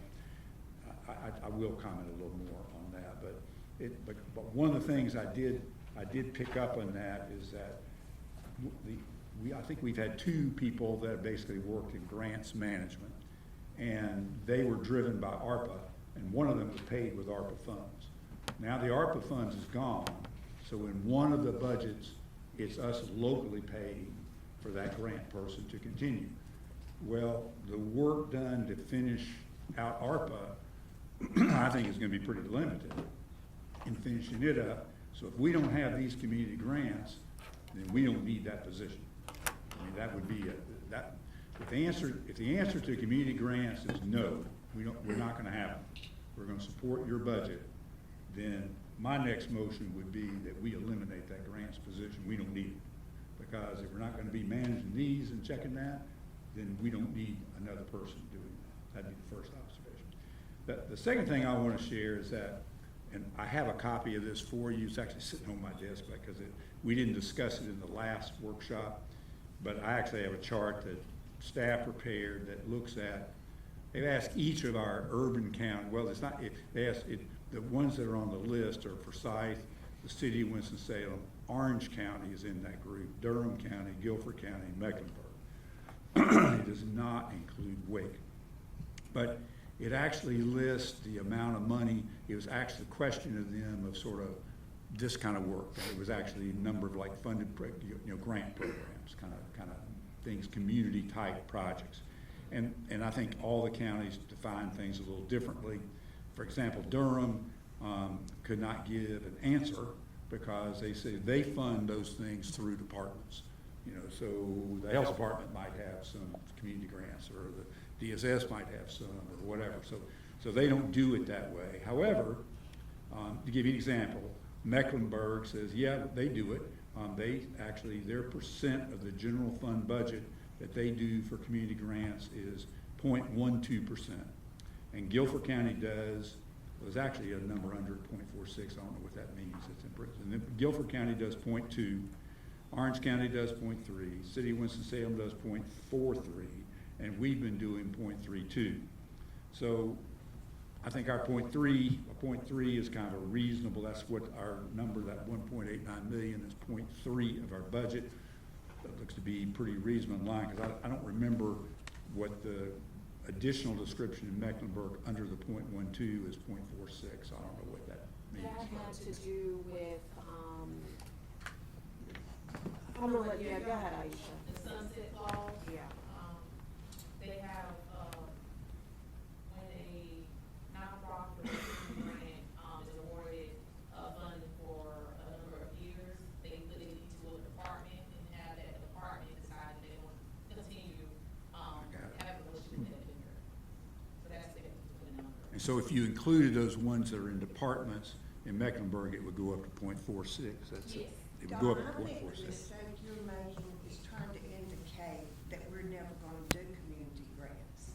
I think what Chantel's budget was, the reason it was taken, is that we're trying our best not to lose our AAA bond rating. And that means everybody has got to do something. Like every department cut something in their budget. It came to almost $7 million. People are having to cut back. It is very, very important that we not lose our AAA bond rating.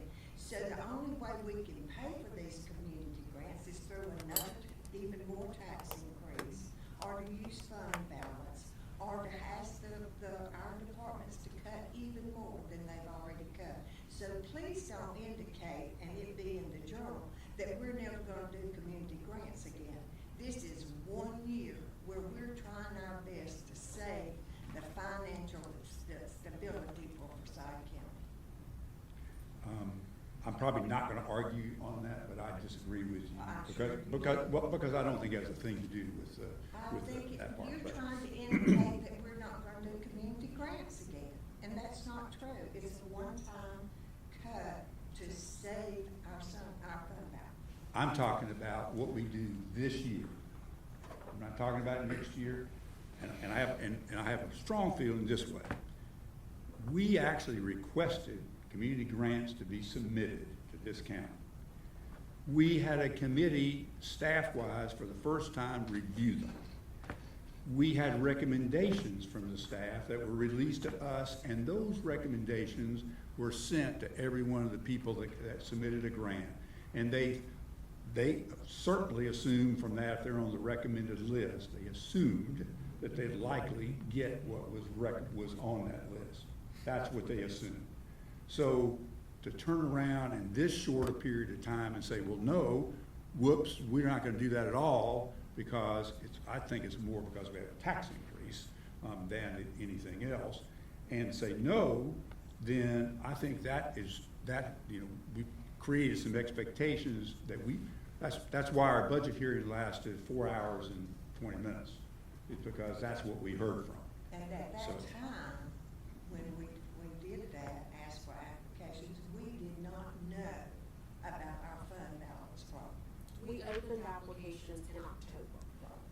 And everyone was told, I mean, and I hear you, again, I am not anti-community grants. We actually provide community grants, but I just could not identify these discretionary money. But we opened the applications in October, so we tried to be more proactive. I was on the review panel, so I spent a lot of time on these, proposals as well. We did not know we were in the financial state we were in when we opened it, but we have always been clear that it is contingent upon available funds and contingent upon board approval. So even after we did staff recommendations, the team did tell them these were staff recommendations, it's still contingent upon available funds as part of the budget process, contingent upon board approval. And then as I was working on the recommended budget, and it is because, for me, if I am trying to look for cuts and I've already cut departments and I'm recommending a tax increase, as the manager, I just did not feel it was something I could include, that it was a board policy decision. So I left it out because I felt it was a board policy decision on how you would like to handle it, whether it's increasing taxes more, whether it's fund balance, or whether you found some other thing in the budget that we just have, as staff, have not identified. So I just want to be clear about that. I'm not anti-community grants, but I did think it was a board policy decision. And I'll just say this, and I'll recognize you, Dan. I brought the topic up with how do we have an opportunity for the board, that's 4 people, to make a decision to yes, do this, or no, not do it. And so my suggestion was, would we want to have a action meeting in the discussion time in our scheduled, budget workshop, make it an action meeting so we could provide some direction, yes or no, to you. So on June the 5th, we're able to get our budget adopted and not have to wait to change a whole bunch of ordinances and and make mistakes at the last minute that have to be redone and gone over again. So I'm asking more of a process question because we're not voting today. So I would say it's totally up to the board. I mean, in the past, you've kind of given us various options behind the scenes, and so we can work up different options in that way and be prepared to present that on June 5th, or if you would prefer to have an action meeting on May 29th, we can do that as well. So it really is, on the staff side, we can be prepared either way, and however you would handle it, however you prefer to handle that. But next week is. Chairman Dan has something on. Yeah, absolutely. I think this is a perfectly reasonable and valid discussion. I respect Manager Robinson's viewpoint on this. I disagree with it. I believe that the board did make a policy decision last year when it directed that staff prepare, based on the ARPA-style evaluation process, meritorious, community grant requests up to a cap of $1.8 million. Staff did that.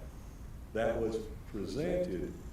My working assumption all along had been that that would be the default recommendation from the county manager going forward. I hear and respect the reasoning involved, but as I said, I strongly disagree, because included in those community grants were a number of continuation services that I frankly have argued all along should have stayed in a departmental expenditure. My leading example, but not the only one that I'm concerned with this year, is the senior services allocation for the Meals on Wheels program. My understanding, staff very kindly responded to my questions about the numbers, and presently approximately 772 shut-in seniors are receiving Meals on Wheels services through senior services. 2 pots of money go through the departments on that, and that they cover about 450-ish of those 772 people. The remaining, at least 300, shut-in seniors receiving Meals on Wheels services now will have to be cut by senior services, except to whatever degree it can scramble and do an emergency fundraising campaign to replace that. I consider that unacceptable. And I would propose for consideration that the board have as an option for discussion of up to $1.8 million in community grants for discussion at the budget workshop on the 29th, and that whatever amount we approve has to be paid for in an identified fashion, either by additional cuts to departmental recommended spending, or by what would be the tax increment for the entire $1.8 million figure, which, as I understand it from staff, would be 0.28 cents of a penny, or combination thereof. I'm proposing that as an option for board discussion and consideration next week. And the only reason I suggested, excuse me, having the special meeting action was because we don't have that amount in the past. The amount of what was the amount of the budget was in there. It was only how it was going to be dispersed in these community grant areas, and that was our budgets A, B, C, and D. That analogous situation does not exist this year because the money is not in the budget, which means there are a lot more numbers to change on the budget ordinance is the issue. So I'm agreeing with Dan on that. I think that's exactly, we ought to do that. I'm asking you, which is the preference way you'd rather do it. Would you rather try to do everything on June the 5th? No. Or would you rather try to have in a little work session and do it next Thursday? The original question. So that I'm clear, I'm in agreement with Dan, and I just wanted to make sure that, Dawn, we don't bring back up fund balance to take care of this. Because that's not an option for me. Yeah, the how to do it is a different question. Yeah, the how to do it comes up later. Just two options that did not include fund balance, so I'm in agreement with Dan, and if I had a second, I would, but I know this is not the official capacity to do that, but I'm unwilling to do that with fund balance. So you all think that our departments have made cuts, but you don't think that special appropriations ought to play a part in helping us? No, personally, You don't I'm think perfectly they willing. need- I'm perfectly willing to discuss whether we should cut the amount. There are services being provided now for Forsyth County residents in need that will be cut immediately if we pass the budget with zeroed out community grants. So you think that social services, the only way they can cut is through, Senior Meals services. on Wheels? You Um, think that's the only place in their budget that they can cut? I don't know. I don't, I have not studied I their. think they're using that to twist our arm, is what I think. I hear you. I have no evidence of that. I don't either, but you can't tell me the budget that they have, that that's the only place in their budget that they can cut. Well, similarly, I can't stand up and tell our community that I think the only way we had to save that funding was by zeroing out this community grant. I think everybody's gonna have to feel the pain of this budget. So I would, just like to maybe revisit some of the, what I call self-inflicted stress upon special appropriations and how we do it. I think that had the information not come before the budget came out, then it wouldn't be people anticipating money. So we may need to revisit the timeline that we, submit the recommended names after we know as a commission what our numbers look like, because I think we could have a better conversation about, do we want to release the names knowing we don't really have the money, and we could say something else and people would not be anticipating getting the funds because we haven't even announced the recommended names. And so I think that, you know, just procedurally, we can kind of offset some of, you know, this stress right here.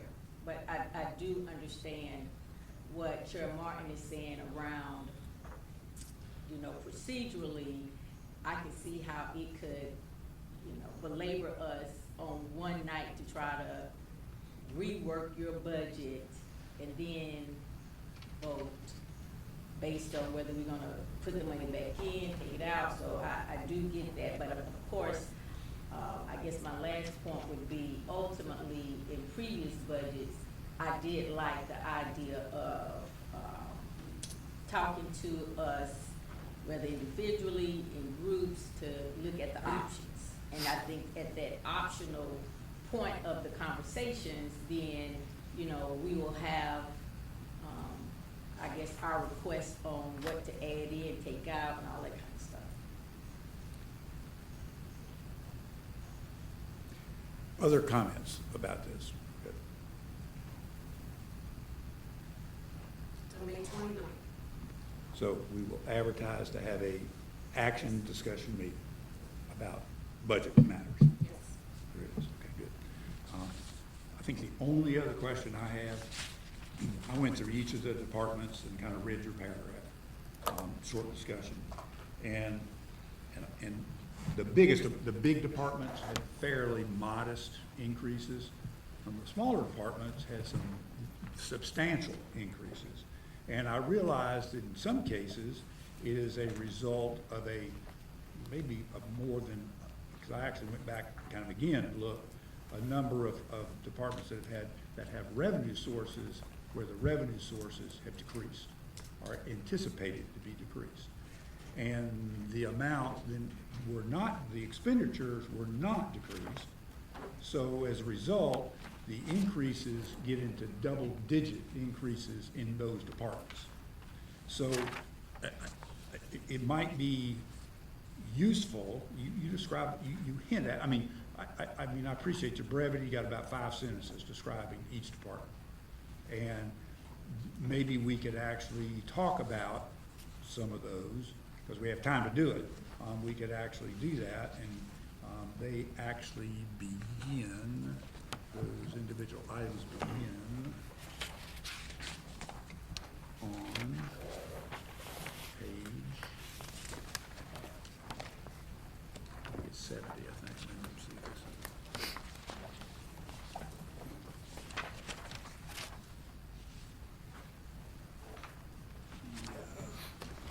Nope, wrong.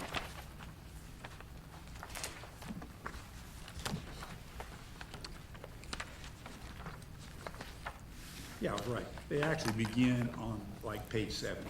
That's the first, there's a little box, and I don't, I mean, you probably, we don't have these on slides, but, so it'll have, for example, if there's a revenue picture, it'll have expenses, and then it kind of gets down to what are the county funds. Because the county funds are what we deal with, but obviously the revenues, if there are other revenues, they impact the operation of the budget. And perhaps I could just, it's just in the interest of time, and I will mention that the right size of emergency services and some changes actually resulted in a 21% decrease. So there was a double-digit decrease in that also. But for example, but also in the area of emergency service, there's actually you have division budgets in that, and that's on page 73. And it has the administrative division budget. It goes up, the county funds for that part, which is a smaller part, it's going up 24.93. And I assume, my memory on that is there's probably the fire person, I don't know if that's in that one or not, but I mean, that's a 25% increase. And that small division that has a budget of basically $1.2 million is a large increase. Yeah, I mean, my recollection, in case the budget analyst can chime in, is that they just moved people from like one division to another, which is why it's an increase. You need to, Casey, you need, look at our budget analyst and verify that. I think it was a shift in moving people. Yeah, there was a position in the administration posting in emergency services, the office administrator position, that's what that, nearly 15% increase in emergency services admin. And there were other smaller increases in other OCAs, but that was the biggest one, was the addition of that position.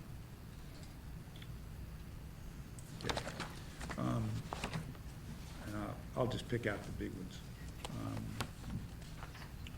In the sheriff's office grant program, which is another small budget item, very small, there's a 100% increase, which is clearly staffing issues of some sort, but basically going from was a budget, let me see, I guess some of this was,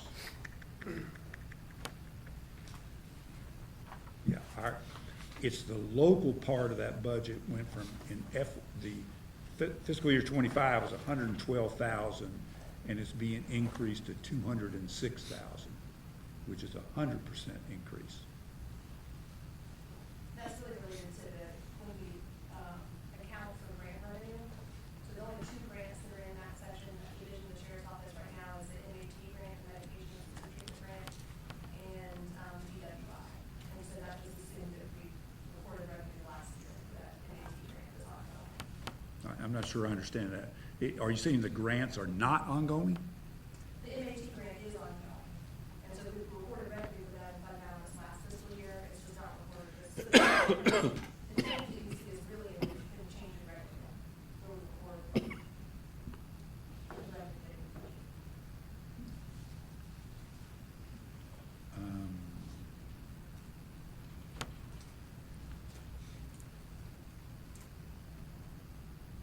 So I take it something was actually also on the expenses side was moved out of that office grant program division? Because it goes from, in FY amended, the total expenses side was 561,296, which had grants of revenue, anticipated revenue of 448, and then that difference was 112.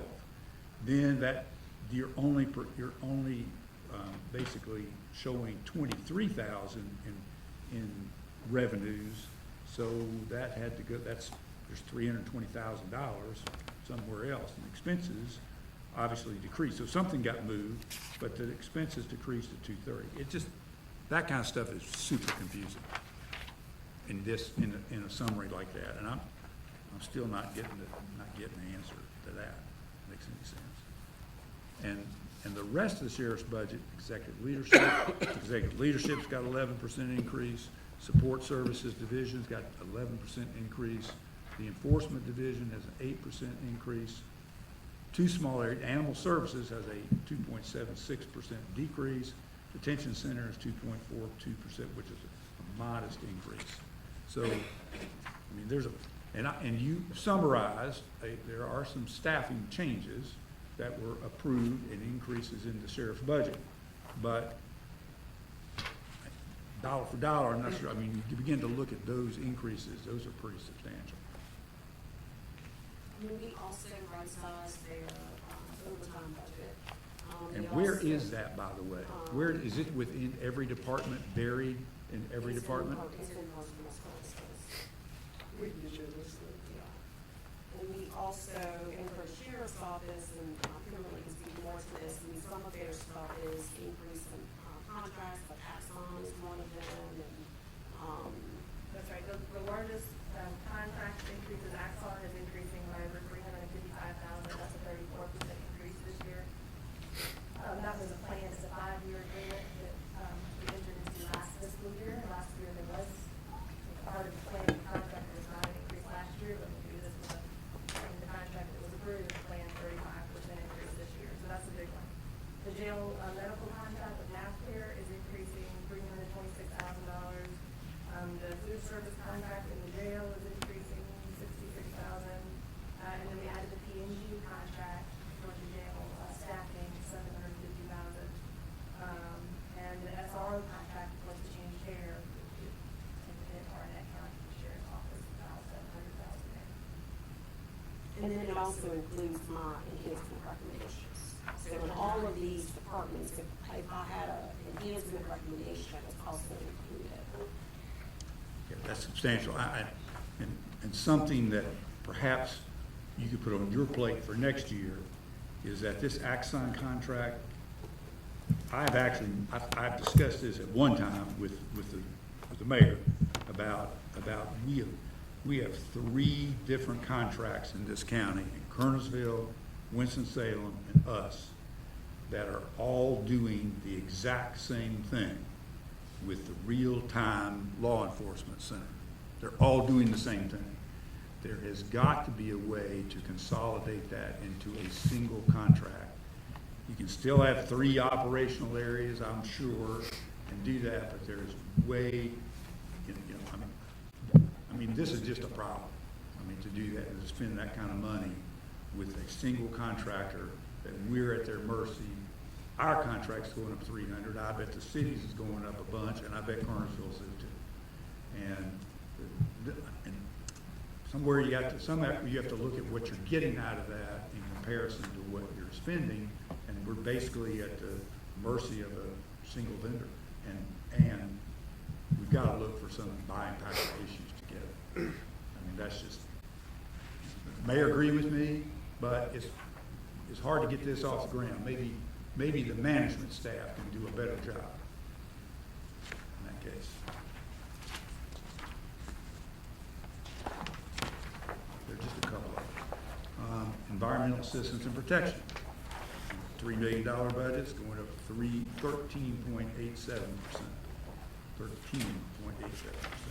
I read that description and I didn't quite got part of that out of that, but it's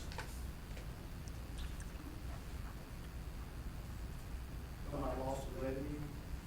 Just in general. there's like- 200,000, there's about almost 200,000, not quite 200,000 lost revenue, but an increase in expenses, of our expenses, about 14%.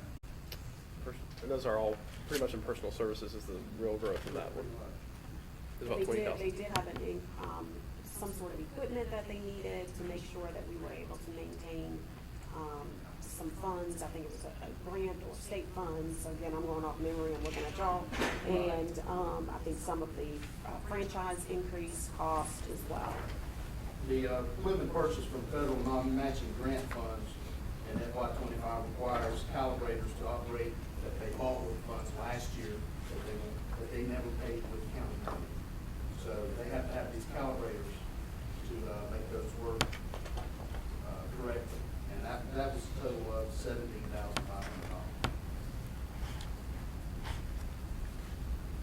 So,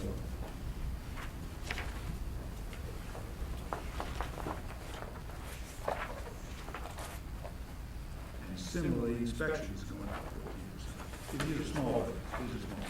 But 600,000, over expenses of 600,000, we're in 440,000 of that. Yeah, that's obviously a city-county department, and that number is provided to us from the city of Winston. It's, it actually, we did not get a whole lot of background information on what the increase was there, but I will definitely follow up. But there's a reduction in revenue there. That is really the driver. I mean, the expenditures are up too, but the revenue's down. And it's based on, it's based on the number of inspections in the city and in the county, and the number of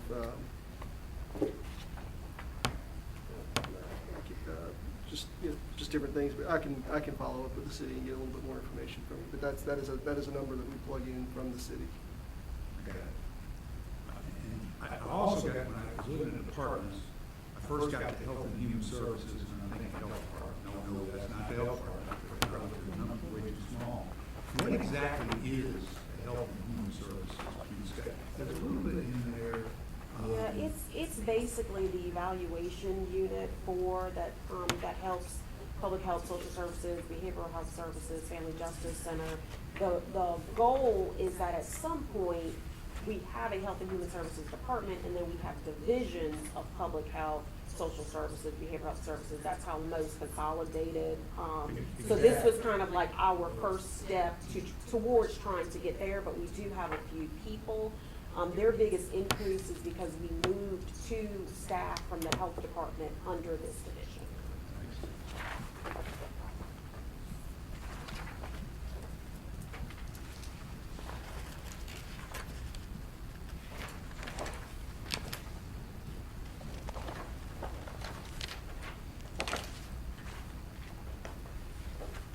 Big departments.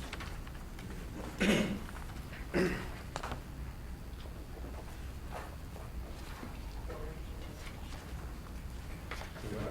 see that you're in the schools. See, I'm in school, what? Section. Yeah, well, I'm just, I'm going to all, there's a small divisions, all part of the tax.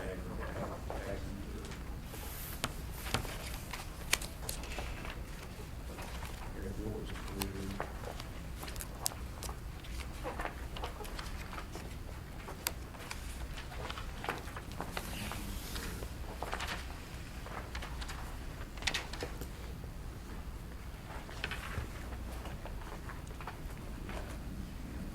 purchasing is another city county department. That's correct. That's an 18% increase. Similar kind of issue, maybe we could explore.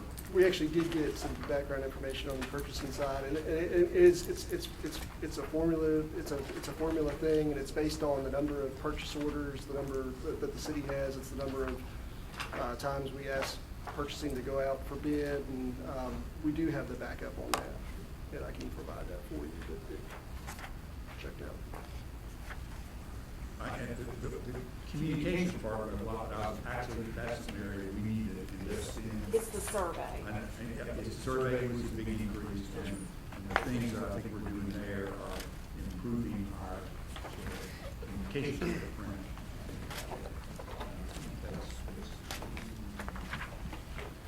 I think the other ones are very modest.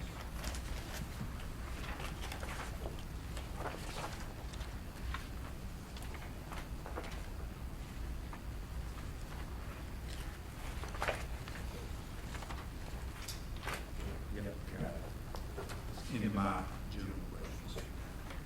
Any others?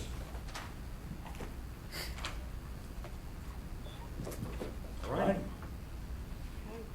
We're done for this day, I guess. We done? We do have a, do you want to hand out this Yes. one thing? Yeah. Or, Yeah. you know, I mean, in terms of your community grants discussion for next week, hand this out. This is a little bit of a matrix of community grants, funding, and so the first column is these organizations received from ARPA, from the county.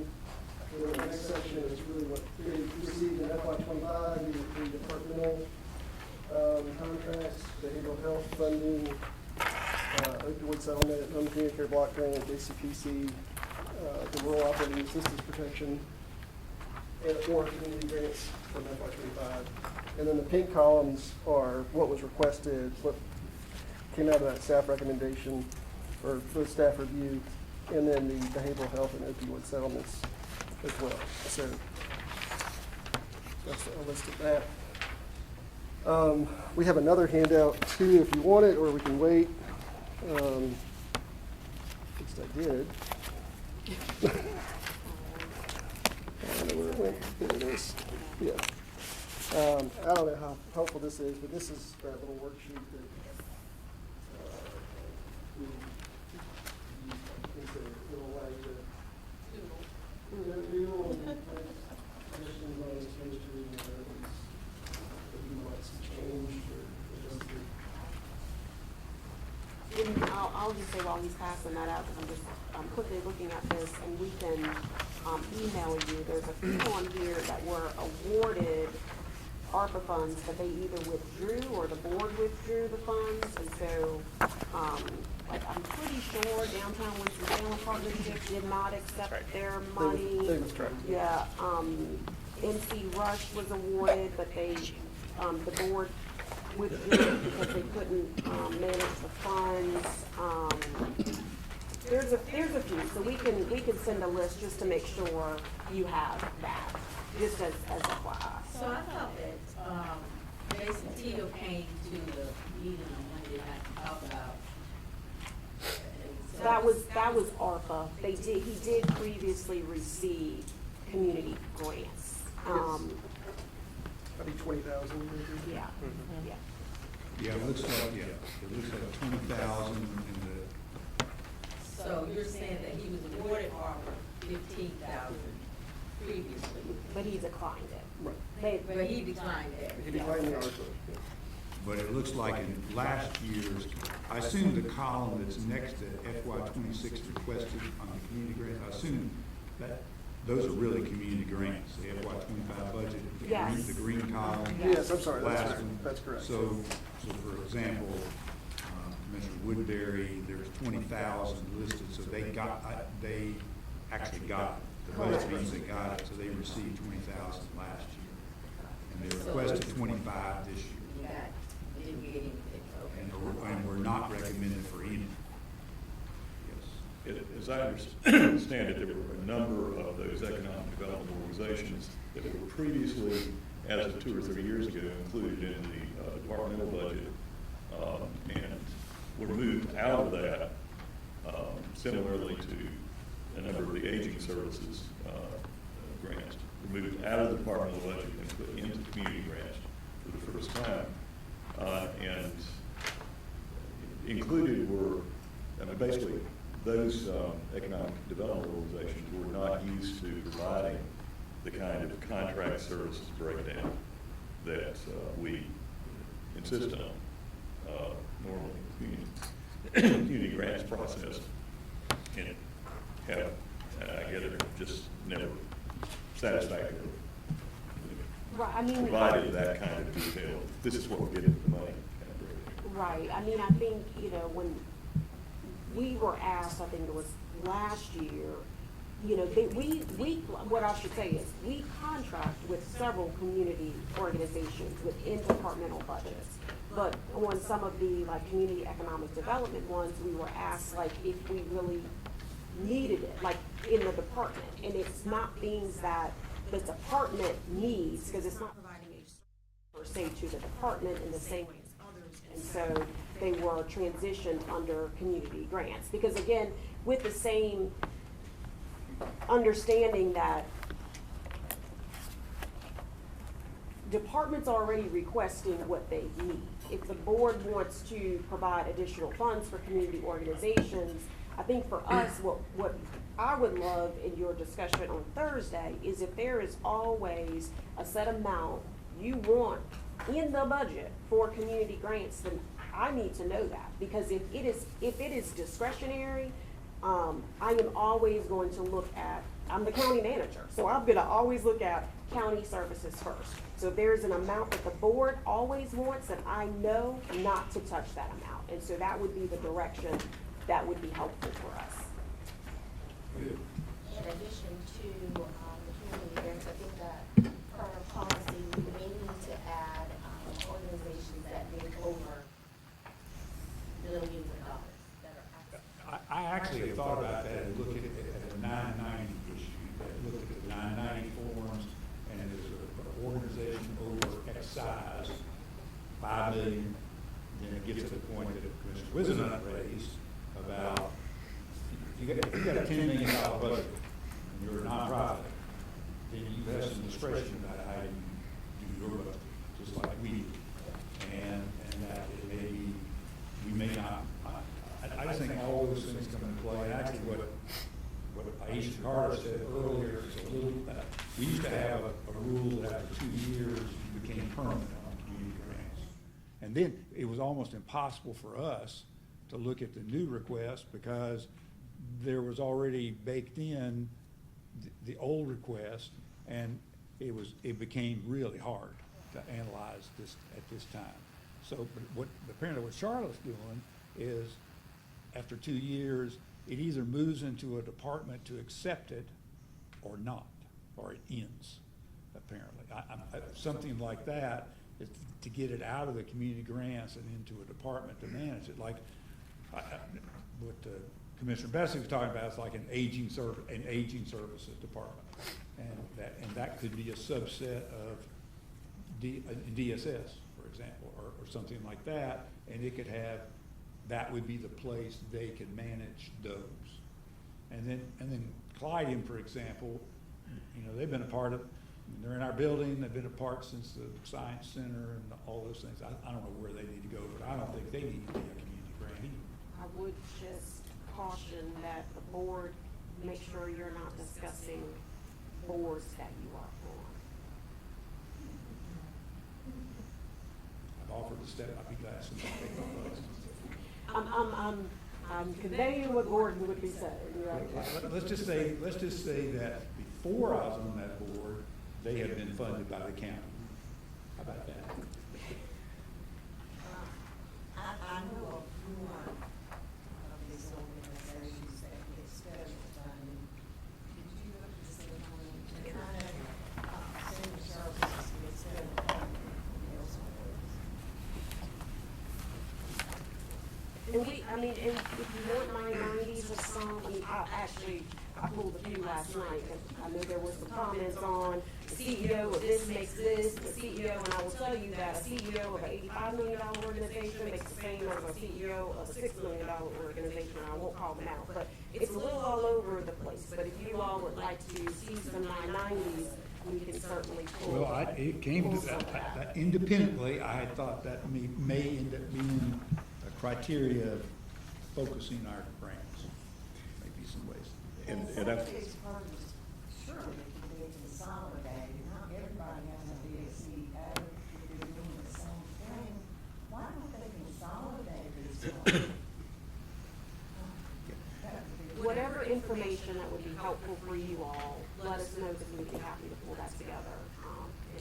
And I would like to say in response to, Commissioner Whitsen's, wealth thought out of concern, I am not arguing that we feel obligated to put $1.89 million this year into community grants. That was a cap, not a floor. And there are a number of grants, some of them fairly large, in the 1.89 million staff recommendation that I am not prepared to argue for in our discussion. There are some that I am prepared to argue for, but not by any means everything that was in there.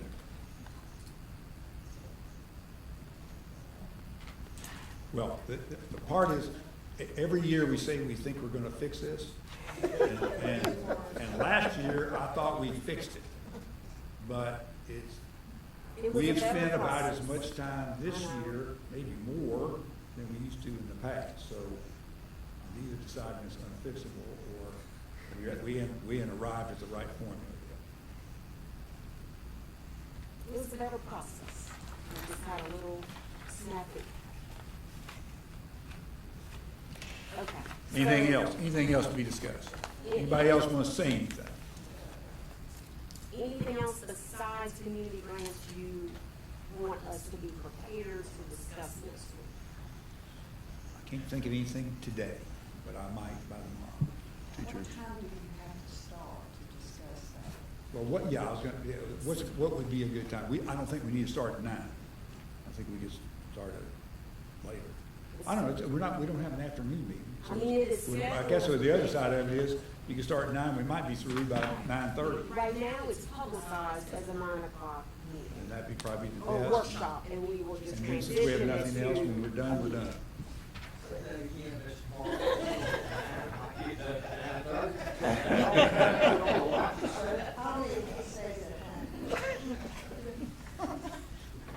And I'm The point well taken. I'm assuming you want it on the 5th floor next week, or? It's I up think to it's you. short, because it's a lot of moving to create this environment, so I'd say that'd probably work.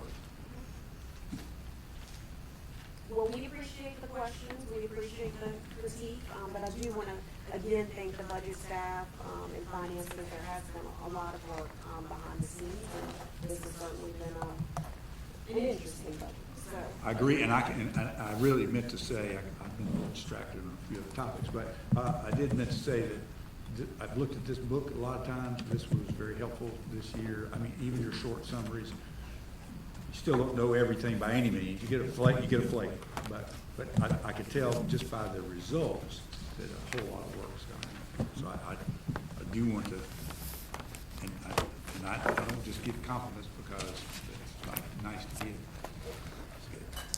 All right, we're done. Adjourned.